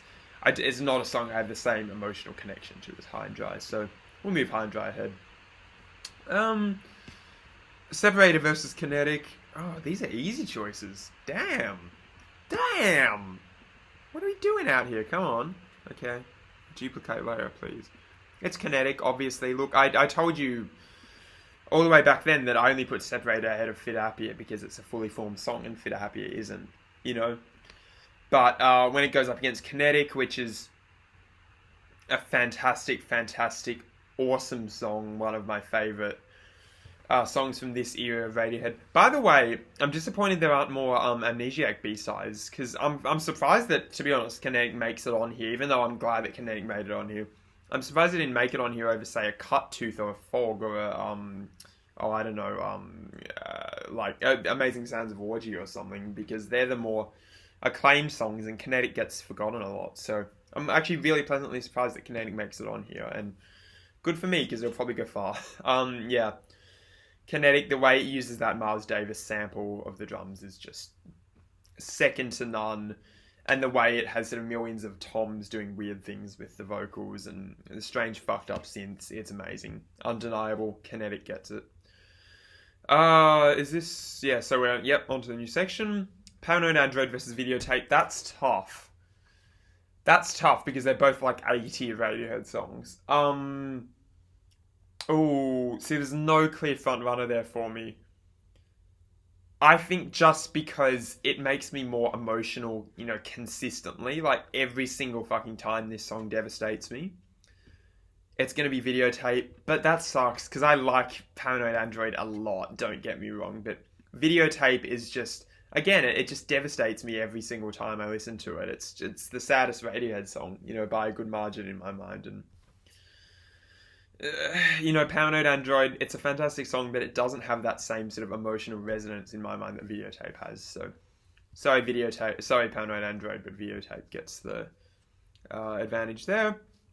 Dollars and Cents versus Reckoner, very easy. It's dollars and cents. I mean, again, I said before, Reckoner, it beats Ripcord, but it's still my least favorite song on In Rainbows, whereas Dollars and Cents has an amazing bass line and is one of the best songs on Amnesiac in my mind. Is this moody, dense, layered song which makes an amazing use of its instrumental and tonal palette. Easily gets ahead there. Dollars and Cents ahead. Go away. Yeah. Full Stop versus How to Disappear Completely. Screw you. That's not nice. Why do you do that? I guess I did it to myself by doing that, but, you know, that's not nice. Oh, do I duplicate layer 13 or layer 14? Which one, guys? It's up to you. Because they're both amazing songs and I love them so much. How to Disappear Completely. Full Stop's great, but How to Disappear Completely is How to Disappear Completely. And it's like... I think that's probably Radiohead's like magnum opus, to be honest. Even though there are songs that I like more than How to Disappear Completely. I think if there's one song there to be remembered by, it is How to Disappear Completely. It is just like as close to the platonic ideal of a Radiohead song, and Full Stop is more of an acquired taste. How to Disappear Completely is devastating. It's sad. It's well arranged. The string parts on it are brilliant. Tom's vocals, everything. it's going to be How to Just Be Completely Sorry. So the Numbers versus the Butcher. The Numbers, again, yeah, that's gonna be an easy one. We've actually had some pretty easy choices here. I've been surprised. Again, Butcher was only ahead because it was against Down as the New Up. The Numbers gets the advantage because of its production, because of its vocal melody, and because of how the strings come in and complement the song. It's a fantastic song, one of the best on a Moonshade Pool. Easy choice. So we've done this quarter over here. Damn, we moved some good songs ahead here. So we're going to move on to here. This is the Fat Ugly Dead tier, or category, or whatever. I'm going to start up here with Karma Police versus Backdrifts. Look, Karma Police is great. It's a great song, but again, it's never a song I've loved, whereas Backdrifts is definitely a song I've loved, and it's definitely a top 20 Radiohead song, or maybe top 10, but oh, shut up. Can you? I said duplicate. I told you to duplicate. Come on. Thank you. Okay. Yeah, it's an amazing song for me, and to me it has a lot more of an experimental edge than Karma Police does, and it tries a lot more things, whereas Karma Police is pretty much just a Britpop song, just dolled up a little bit. And while that has its place, I listen to Backdrift so much more than I do Karma Police, so Karma Police wins there. Moving on now to There versus Melatonin. Look, it's a shame. I actually like Melatonin a lot, but it's There is just undeniable. It's easily one of the most iconic radio songs. There's a reason for that. Everything from the production to the guitar line to the structure of it to even down to the lyrics. It's pretty much rated at the top of their strengths. What more is there to say about There? It's just brilliant. Melatonin, though, it's actually a really pretty song, and I have the compulsion to sort of re-listen to that after because it deserves it. So Nude versus Just. Nude is a great song, like, don't get me wrong, but I think Just is just more fun. Like, I have more fun when I listen to Just, to be honest, and I think it's more, like, Nude is really simple, but Just is just really, like, complex and fucked up, and honestly one of their most musically complex songs, and it's like, how did they pull that off? As, like, in 1994 when they wrote it, when they were just a bunch of kids, like, Just is just that much more impressive for me. Oh, why does it do that? Did I or did I not say duplicate? Did I or did I not say duplicate? I'm downloading MS Paint after this, or whatever you'll use for these madness brackets, because this isn't working for me. Okay, so yeah. Just because of how ingenious it is, I'm going to put it ahead. Fell versus Staircase, this one's easy. Staircase, again, you've heard me wax lyrical about Staircase, but it really is that good to me. And both songs from a similar era, in fact from the same era. I just think Staircase is a more fully formed, cohesive song from start to finish, so I put it ahead for there. In the flan section, what do we have here? Pearly versus Mixomatosis. Look, I love Mixomatosis, but I just think Pearly is so badass. Pearly is so badass, and I think the guitar line on Pearly is better than what the parts in Mixomatosis. I think the lyrics are better in Pearly than in Mixomatosis. I think it sort of encapsulates the rawness of parts of the OK Computer sound in a way that a lot of other songs from that era don't. Fairly easy choice for me, even though I love Mixomatosis, like, with every fibre of my being. Pearly, I just love it more. And they have good choice in B-sides. Like, I would have thought they would have put, like, in terms of OK Computer B-sides, wouldn't you put, I don't know. I guess all the OK Computer B-sides are on this, right? Am I forgetting something? I was actually wrong there. Okay. Yeah, technically they're all in there, but I think we should have had some more Amnesiac B-sides, but I digress. Desert Island Disc versus Go Slowly, easiest choice of my life. Desert Island Disc is just too good, and I mean, Go Slowly is a great song, but it's a bit it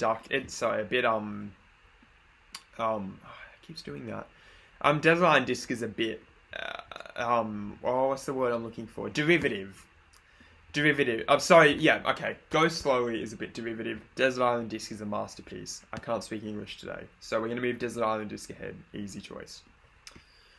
Kid A versus 2 plus 2 equals 5. I'll go with I'll go with Kid A. I'll go with Kid A here, and the reason I'll go with Kid A is which layer? It'll be that layer, right? Reason I'll go with Kid A is actually no, I don't want to have this. Okay. Reason I'll go with Kid A is just because Kid A is a more creative song in my mind. It has more creative songwriting than 2 + 2 = 5. Like 2 + 2 = 5 is a great punk song. It's just a punk song though at the end of the day. Whereas Kid A dares to try a lot more different things than 2 + 2 = 5 does. So in the end, I'll give it to 2 + 2 = 5. And I'll give it to Kid A. My brain is being fucked up. And Bloom versus Present Tense, again, super easy choice. Like really, really easy choice. I'm gonna go with Bloom. Present Tense, again, I only put it ahead because it was against Happy Patch. Whereas Bloom is this sort of submarine, like whole new world of a song that really never gets old, no matter how much you listen to it. I mean, it's very dense and it's very heady and experimental, but it's also like it's the brain. It's like the big brain pick for Radiohead song, if that makes sense. Like it's the intellectual Radiohead song, and even though that it often doesn't make for the most fun song to listen to, in the case of Bloom, I think it's a really great, really, really great thing from start to finish. So we're gonna put it ahead. So that is the top half. Done in terms of round 2. Gonna move down here, see what we have.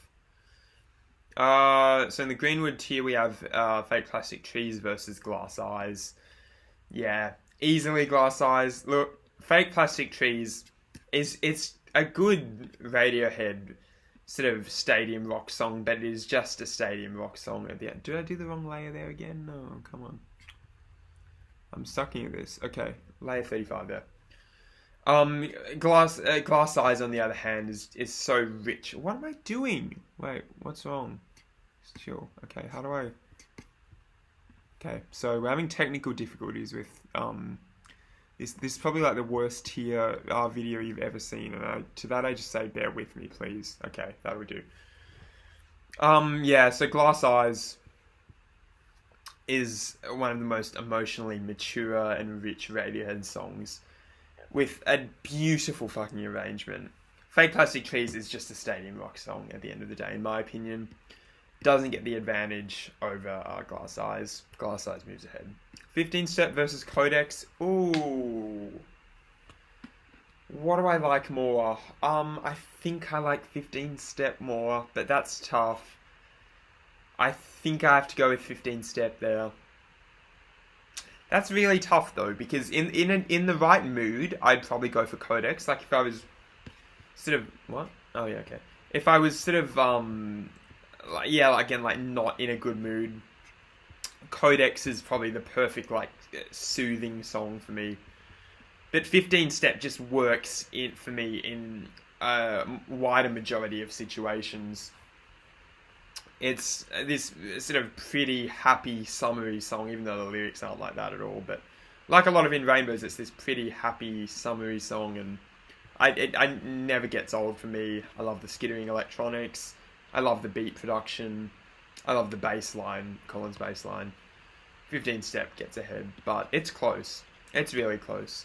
What's not close is Climbing Up the Walls versus Lol. Look, I like Lol. I said that before. I really like Lol. Probably love it actually, but Climbing Up the Walls, well, I'm gonna use that word again, it's just undeniable. You know, it's what? Oh, okay. Sorry I'm messing this up, guys, so much. I just suck. Okay. As I was saying, Climbing Up the Walls is simply undeniable. It's one of the most emotionally potent Radiohead songs. What? Where? What are you doing? Is it? Okay. Okay, we're having problems here. Sorry, just having some technical difficulties. But yeah, Climbing Up the Walls, you know, it's like the most terrifying, one of the most terrifying songs ever written. Genuinely, in my eyes, like that's the point that it gets to, and you know, between the incredible bass line and the drums that have these weird sort of funk to them that is completely against all convention of drum production, which is amazing. With all of that stuff, you know, you have to give it to Climbing Up the Walls. It beats Lol. Sorry. Electioneering versus Pyramid Song, you might expect this to be a hard choice. For me, it's not. I just love Electioneering that much. I think Electioneering is one of the most fun Radiohead songs ever. Pyramid Song is definitely the brain choice, the intellectual's choice. But those people can listen to it as much as they want, but Electioneering will always be the song I just jam the fuck out to on OK Computer till the day I die. So it's as simple as that. Electioneering's so fun, and I'm moving it ahead. In O'Brien, we got Street Spirit versus Bones. These are both songs that I don't love, but I like them. I think I'll have to say Street Spirit, even though I like Bones a lot.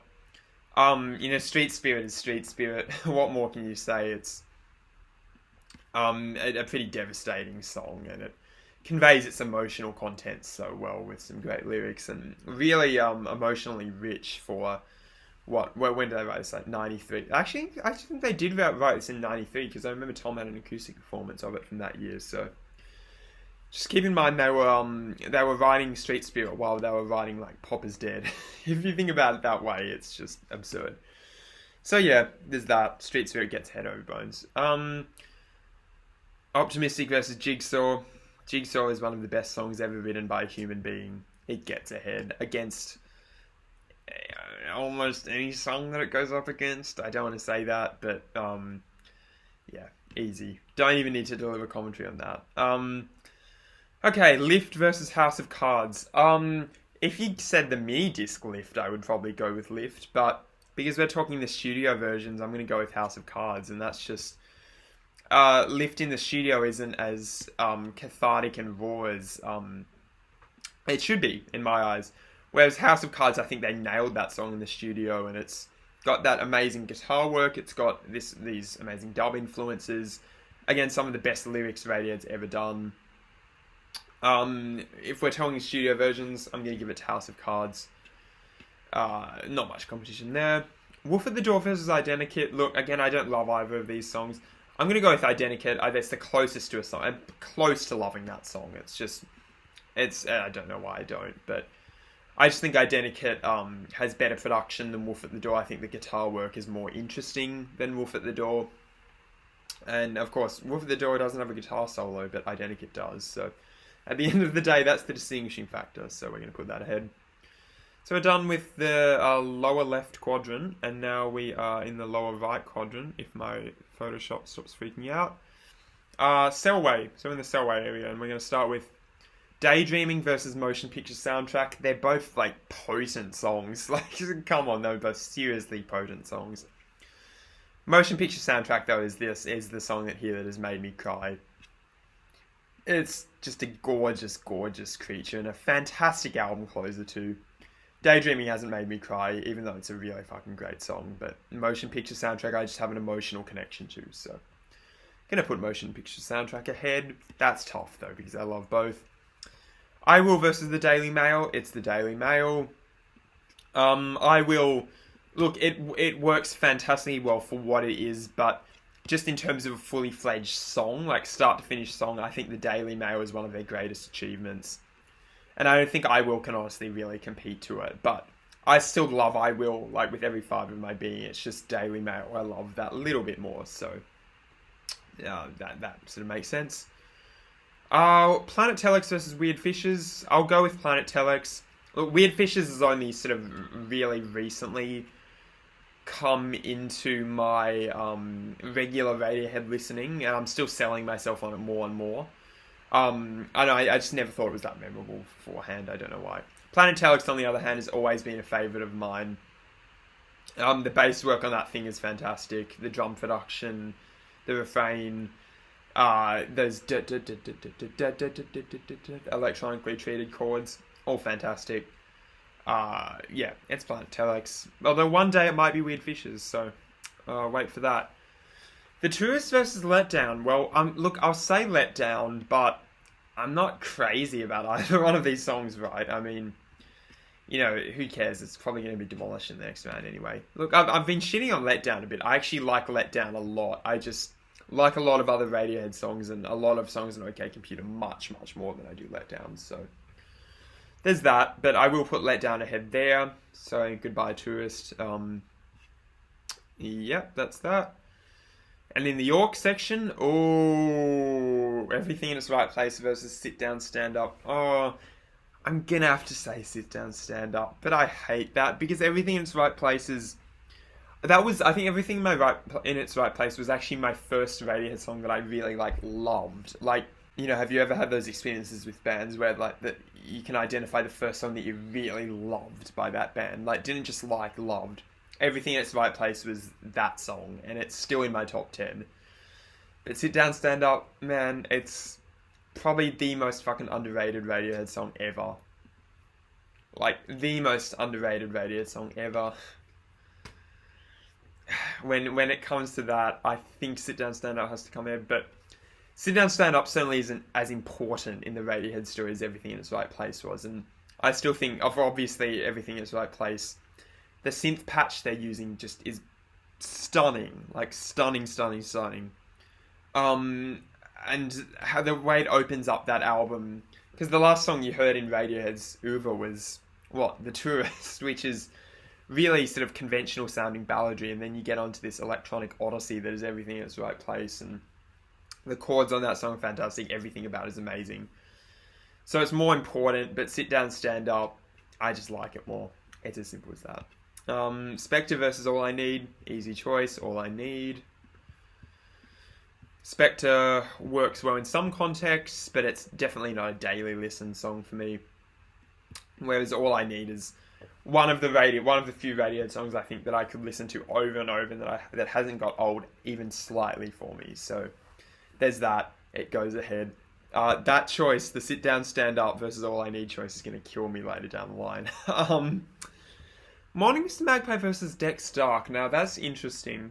Again, if you would have asked me like 2 years ago, I would have said Morning Mr. Magpie, but Dexter's grown on me a lot. I will go with Dexter. Look, neither are like top tier, and neither are S tier Radiohead songs, but Dexter is fantastic. Like, there's no denying how good the string arrangement on Dexter is, and the vocal melodies, and the way it's produced with the electronic drums meeting the acoustic ones at the end. Yeah, great song. Nothing more that can be said. And finally, in this area here, we have Exit Music versus Punch Up. Definitely Exit Music. Look, Punch Up's great. It's a ton of fun. Exit Music is not fun at all, but it is emotionally intense and brooding and powerful. And it's possibly one of the most powerful Radiohead songs, if not the single most, like, powerful, just emotionally, like, charged Radiohead song there is. Maybe next to All I Need or Motion Picture or something, but everything about Exit Music is just win after win after win, and it has great lyrics. Punch Up doesn't have great lyrics. At the end of the day, that's the main differentiating factor. Cool, so I am back with a hoodie on because it is getting chilly in here, and we've just done round 3, so now we're getting into some, like, if the previous matchups were tough, this is like doing it on hardcore mode. This is going to be insane. So on to, well, I guess this is round 4, right? Yeah, I mean, we have less choices to do, so this might go quicker, but we'll have to see. So let's take a look. Start with the 2 matchups in CR78. What do we have here? Go to Sleep versus the Gloaming. I love Go to Sleep. You guys know that. I've been through that. But it has to be the Gloaming. That's just honestly been a favourite song of mine for so long at this point. And I don't think Go to Sleep really fails anywhere, honestly. Oh, I've made that mistake again. What did I do before to fix that? Anyway, yeah, as I was saying, I love Go to Sleep so much. It really doesn't fall anywhere. In my estimation, it's just a matter of the Gloaming being like one of the darkest, most brooding, most intimidating, and most interesting songs that Radiohead has ever done. Like, it's as simple as that, honestly. I love Go to Sleep. Wish it could go further. So, next we're on to High and Dry versus Kinetic. Oh, that's tough. Okay. Kinetic's so good. I don't know. It might have to be Kinetic. Kinetic's just... like, High and Dry is fantastic. And it's a song I have a really deep emotional connection to, but Kinetic, just from a production standpoint and a songwriting standpoint, and in terms of the mood it creates, I think nothing can beat Kinetic. I don't think, well, maybe something can beat Kinetic, but I certainly don't think High and Dry can beat Kinetic. That is really close, though. Like, that is really close, and it sort of, it pains me to, do this. But, yeah, I'm going to advance Kinetic forward. That really sucks, though, because High and Dry, again, means so much to me, and it's been a favourite song of mine for, pretty much as long as I've been in the Radiohead community. So that really sucks. But yeah, I'll put Kinetic forward. Nice knowing you, High and Dry. See you later. So in the Ed section, we have Videotape versus Dollars and Cents. Yeah, I mean, they're both A tier or S tier Radiohead songs. I think purely on account of that bass line and sort of the moody atmosphere it creates, I think I'll give this to Dollars and Cents. Which, again, sucks. Like, these choices are so hard to make because, like, in the case of Videotape, I think that's, again, one of the most emotionally devastating songs that Radiohead has ever done. But, I don't know, it comes down to, like, if I was to put on one of these songs now, what would I put on? I'd probably put on Dollars and Cents. Again, just on account of how moody and cool and how much of a swagger it has in that bass line and just everything about it. It's just an amazing song. So I think I'll move Dollars and Cents forward there. Goodbye, Videotape. Again, nice knowing you. And then finally in here we have How to Disappear Completely versus The Numbers. Yeah, it has to be How to Disappear Completely. It kind of has to be How to Disappear Completely. I mean,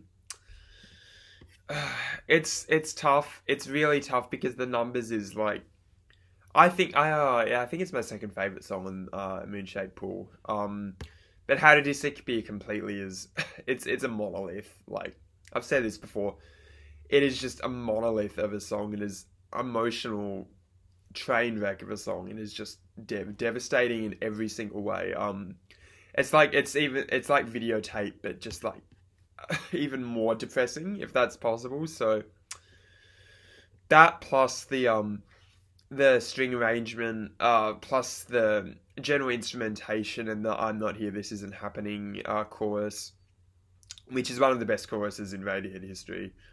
I think you sort of have to move How to Disappear Completely on. So that makes it into the, I think this is like quarterfinals or something. Yeah, possibly. And yeah, so we're done with the Ed section. So those are some really sad cuts there. You had to cut Go to Sleep, High and Dry, Videotape, and The Numbers. That was a really tough category. But now let's move on to A Fat Ugly Dead. We have a couple of choices here. Backdrifts versus...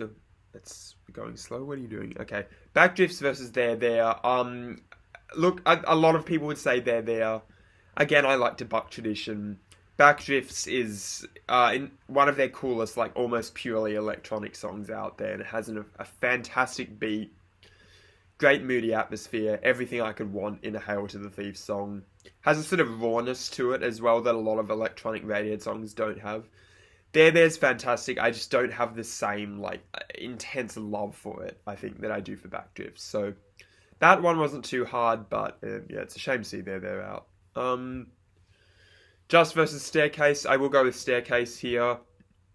Staircase is just, it has the upper hand in terms of songwriting maturity, really. I mean, Just is extremely mature for early Radiohead, but Staircase is just on a whole other level for me. It's just as moody as pretty much any Radiohead song and more so. And it has, again, the fantastic bass line, incredible production, great arrangement, like one of the best utilizations of the sort of six-person lineup of the King of Limbs and a Moonshaped Pool tour. To, bring out the best in the song, especially in the percussion section, to give it that multi-rhythmic, multi-layered edge.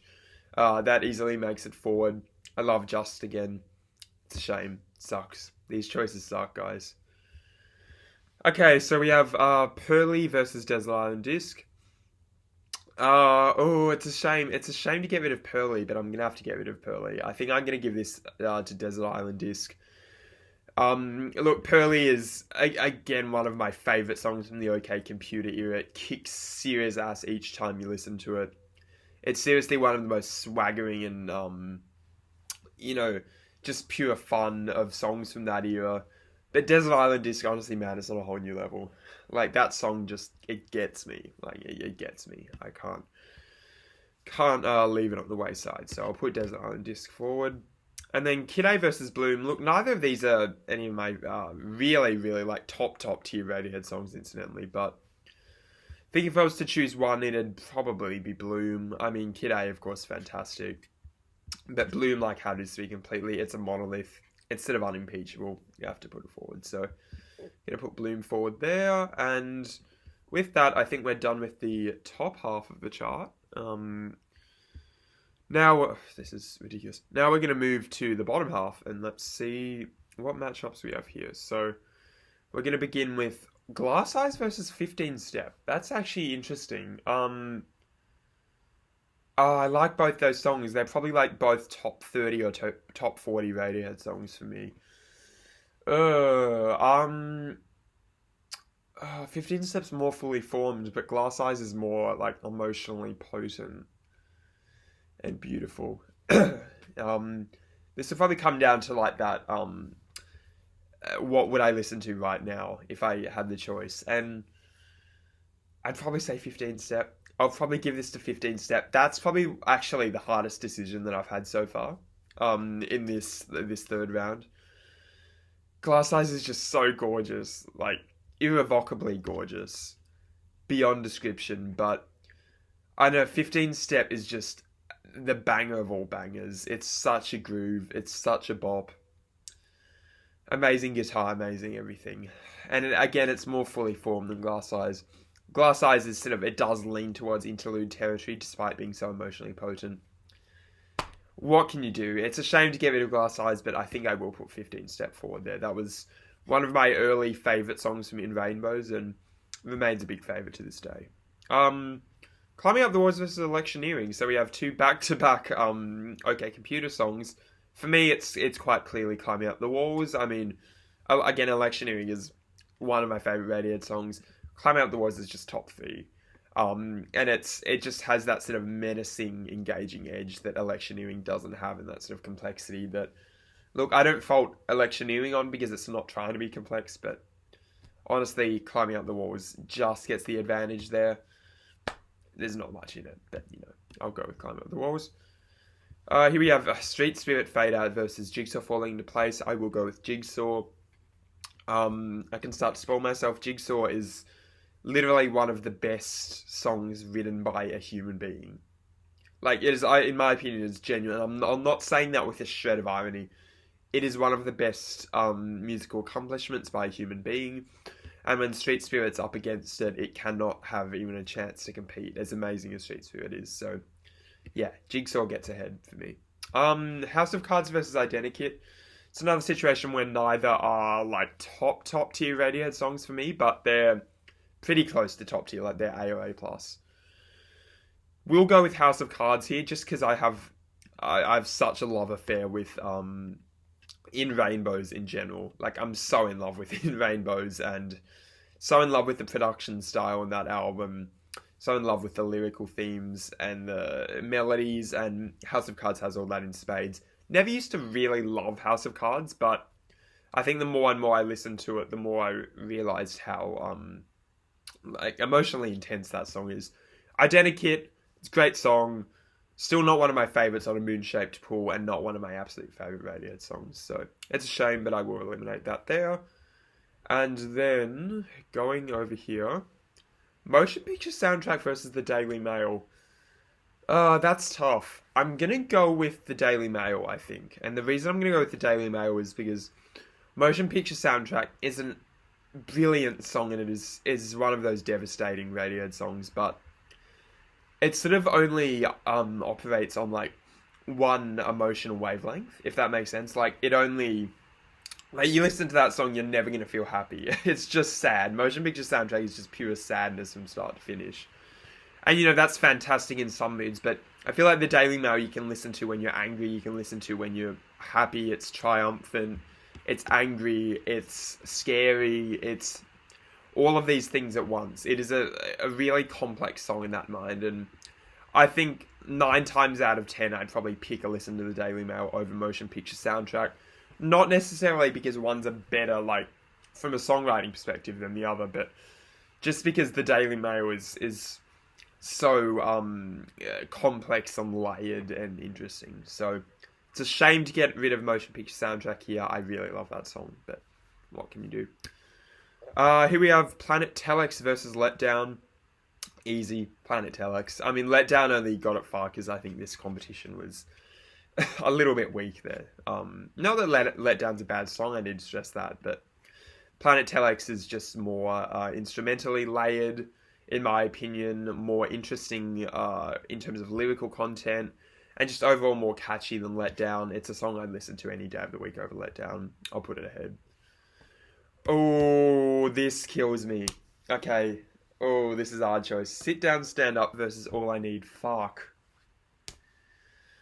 Those are both comfortably top 5 Radiohead songs. Like, comfortably. And they're not... Oh, I don't even know. What do I do there? Like, Sit Down, Stand Up's probably top 3. And I would have said historically All I Need is probably my top 5. But then again, All I Need is... Like, if I was to put on one Radiohead song at any given moment, it'd be All I Need. Because that song just never gets old for me. And it's so beautiful. But Sit Down, Stand Up's such a banger. Oh, what do I do there, guys? What do I do there? All I Need, it's funny because I've been such a fan of Sit Down, Stand Up for so long that it's kind of worn itself out a bit for me. But All I Need is still a bit fresher because I've only like really got into adoring that song in the last year or two. Fuck. Okay, you know what? I'm going to move on to Dexter versus Exit Music just so I can think in the background. Because I don't think I'll be able to decide that right this second. Dexter versus Exit Music. Dexter's fantastic. I like Dexter a lot. But it has to be Exit Music due to how... Again, I say this word a lot. I love emotionally potent Radiohead songs. Songs that are really, like, intense and go to really fascinating headspaces. And they're almost universally fantastic. And Exit Music is one of those songs, plus the instrumentation on that song with that rich fuzz bass and the slightly distorted drums and the sort of light peals of cymbal going to the break. Just little moments like that give Exit Music the advantage. I need to make a choice here. What do I like more? Which song do I like more? Like, then at the end of the day, Sit Down, Stand Up. Oh, that's tough though. I don't want to do this. Like, All I Need is probably my 4th favorite Radiohead song, but Sit Down, Stand Up is probably my 3rd. It's literally, that's how close they are in my mind. Like in an alternate universe, in an alternate matchup, either of them could probably have gotten to the end. Like, they probably could have been sitting at the end, but Sit Down, Stand Up, I don't know, it just is just more, like, mind-blowing from a songwriting and production perspective. But only by a hair, but it's there. I'm so sorry, but that's the case. Oh, that kills me.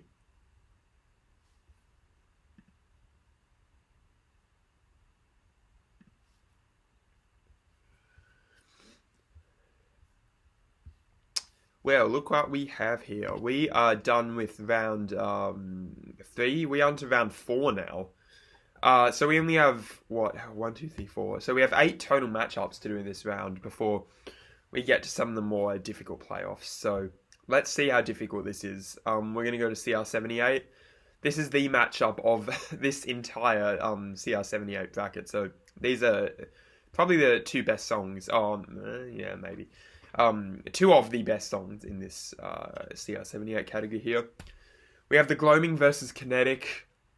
That's really tough. They're really similar songs. They're both moody, electronically treated, minor key, beatless Radiohead sort of dirges.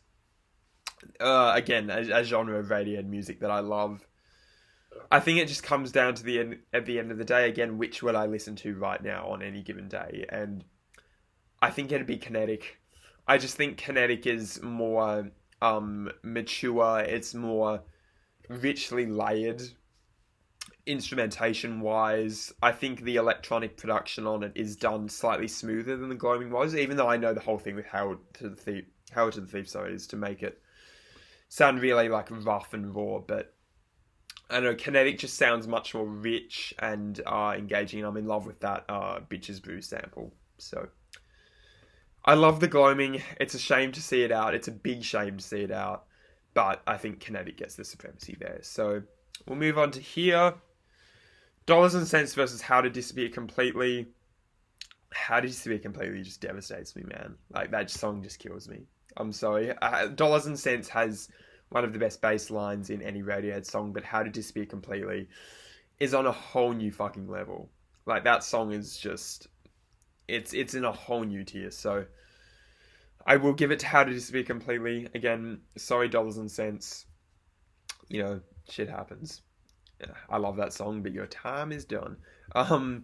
So now to go into the Fat Ugly Dead tier. I didn't skip anything, right? Yeah, I didn't. Okay. Feels too easy moving between categories that quickly. So we're going to go to Fat Ugly Dead. Let's see what we have here. We have Backdrifts versus Staircase. Win for Staircase there, in my eyes.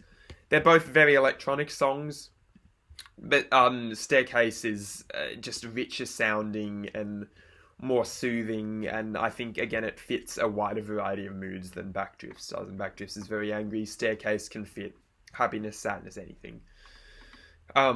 Staircase feels like the sort of song that you could listen to like in a limo in Tokyo somewhere as night lights fly by. It's a fantastic, moody song. Backdrifts is also a fantastic, moody song, but Staircase has the edge there. So I will put that forward. What do you have here? Desert Island Disc versus Bloom. That is easy. It is Desert Island Disc. The most chill song in Radiohead's catalogue. One of the best songs. By the way, where are the, like, Hail to the Thief B-sides? Because if Gagging Order was here, alright? If Gagging Order was here, they could have put Gagging Order here instead of, like, MK1, but if Gagging Order was here, this is a spoiler alert, it would probably get, if not to the end, then very close. Like, really, really close, because Gagging Order is genuinely one of my favourite Radiohead songs, and that is one of those songs that just devastates me on each listen. So I seriously wish that was here. Oh well, it's not. But they put MK1 here just to give an easy win to Street... was it Street Spirit? Yeah, screw you guys, whoever created this. Okay, enough abusing content creators for now. We're going to move on to Greenwood. We have Climbing Up the Walls versus 15 Step. Yeah, I will say Climbing Up the Walls. 15 Step is a banger, but Climbing Up the Walls is just a masterclass of intense, bizarre, off-the-wall songwriting. We'll put Climbing Up the Walls ahead there. Jigsaw Falling Into Place, House of Cards. Again, really easy choice. It's Jigsaw Falling Into Place. Everything about that song, they do not put a single foot wrong in that song. It's literally as close as you come to a perfect song. Not even a perfect Radiohead song, just a perfect song. Those are the facts. House of Cards, fantastic song, not as good as Jigsaw. So we're going to move that ahead, and we're down here, right? Yeah, we're down here. Okay, so here we have Daily Mail versus Planet Telex. Look, Planet Telex is fantastic, but again, Daily Mail is just more mature than Planet Telex is, even though Planet Telex is way ahead of its time in terms of sound for Radiohead, but the Daily Mail just kicks ass every time I listen to it.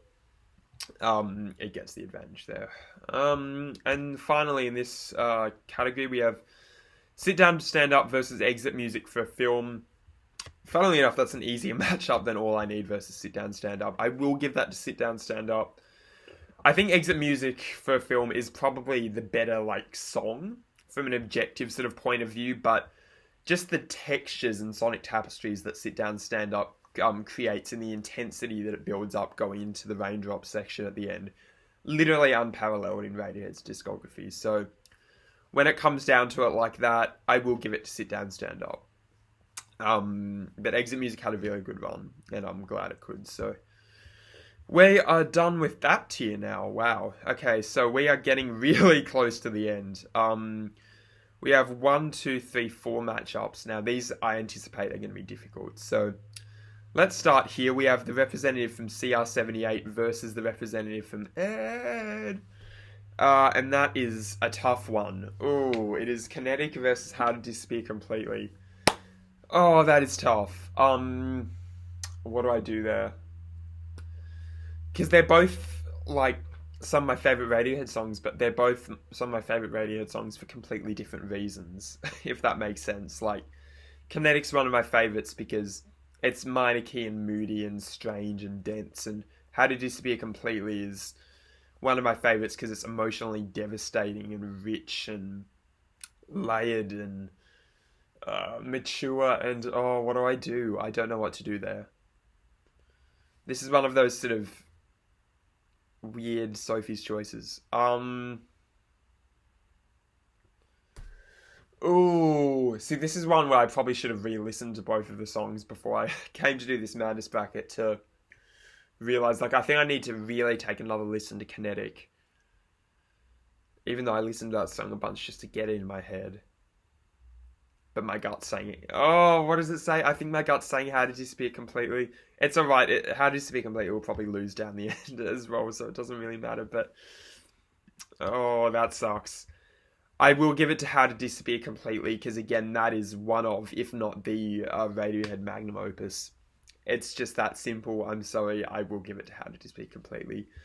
That sucks that Kinetic is out. Maybe 2 or 3 years ago, Kinetic would be being How to Disappear Completely when I was like wild, like frothing over Kinetic. It's not to be now. So looks like the Ed category wins there. That's the representative for the top left of the chart. Now, in terms of the matchup between Fat Ugly Dead and Flan, we have Staircase versus Desert Island Disc. I know what I'll pick here. I will pick Desert Island Disc for that matchup. But Staircase, again, deserves a serious shout-out for being one of the like most gooey and velvety Radiohead songs there is. Also one of, if not the best arranged Radiohead songs. But Desert Island Disc is just so perfect. It is just so perfect as a Radiohead song, and it's so chill and calm, and the melody is so amazing. I just can't look past it. I will give Desert Island Disc the advantage there.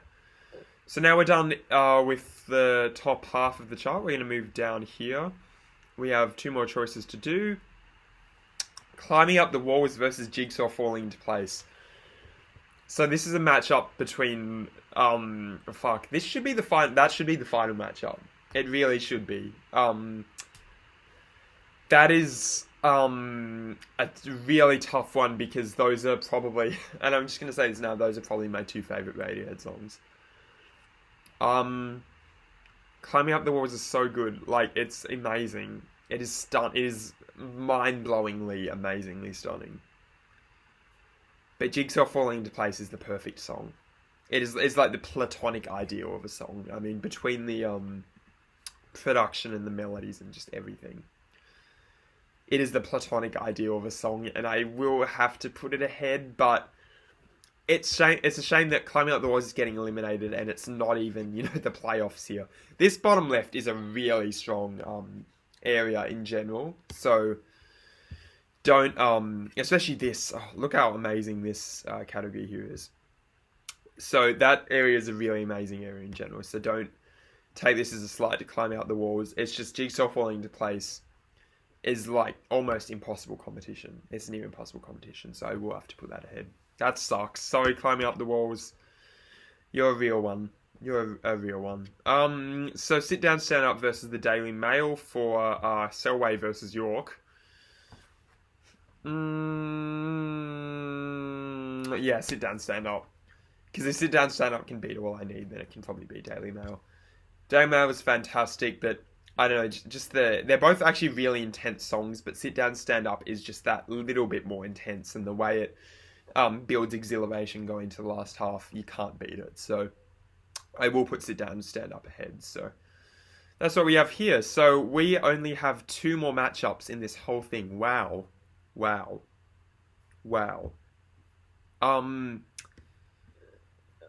So we have the left side of the chart going up against the right side of the chart in both halves of the chart.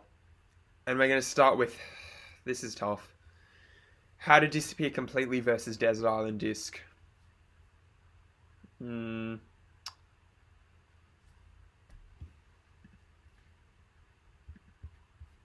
Subtle reasons.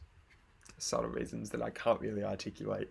Look, How to Disappear Completely should be the song. Like, it's the song that should win all these competitions, but I think my heart is just a little bit more in Desert Island Disc, which is ironic because How to Disappear Completely just floors me every single time. But Desert Island Disc is like one of the most underrated Radiohead songs, and it honestly can't be beat. So I think we have a victor for this top half of the chart. Desert Island Disc beat out all these incredible songs, beat out Kinetic, beat out High and Dry, you know, Staircase, all of these incredible songs.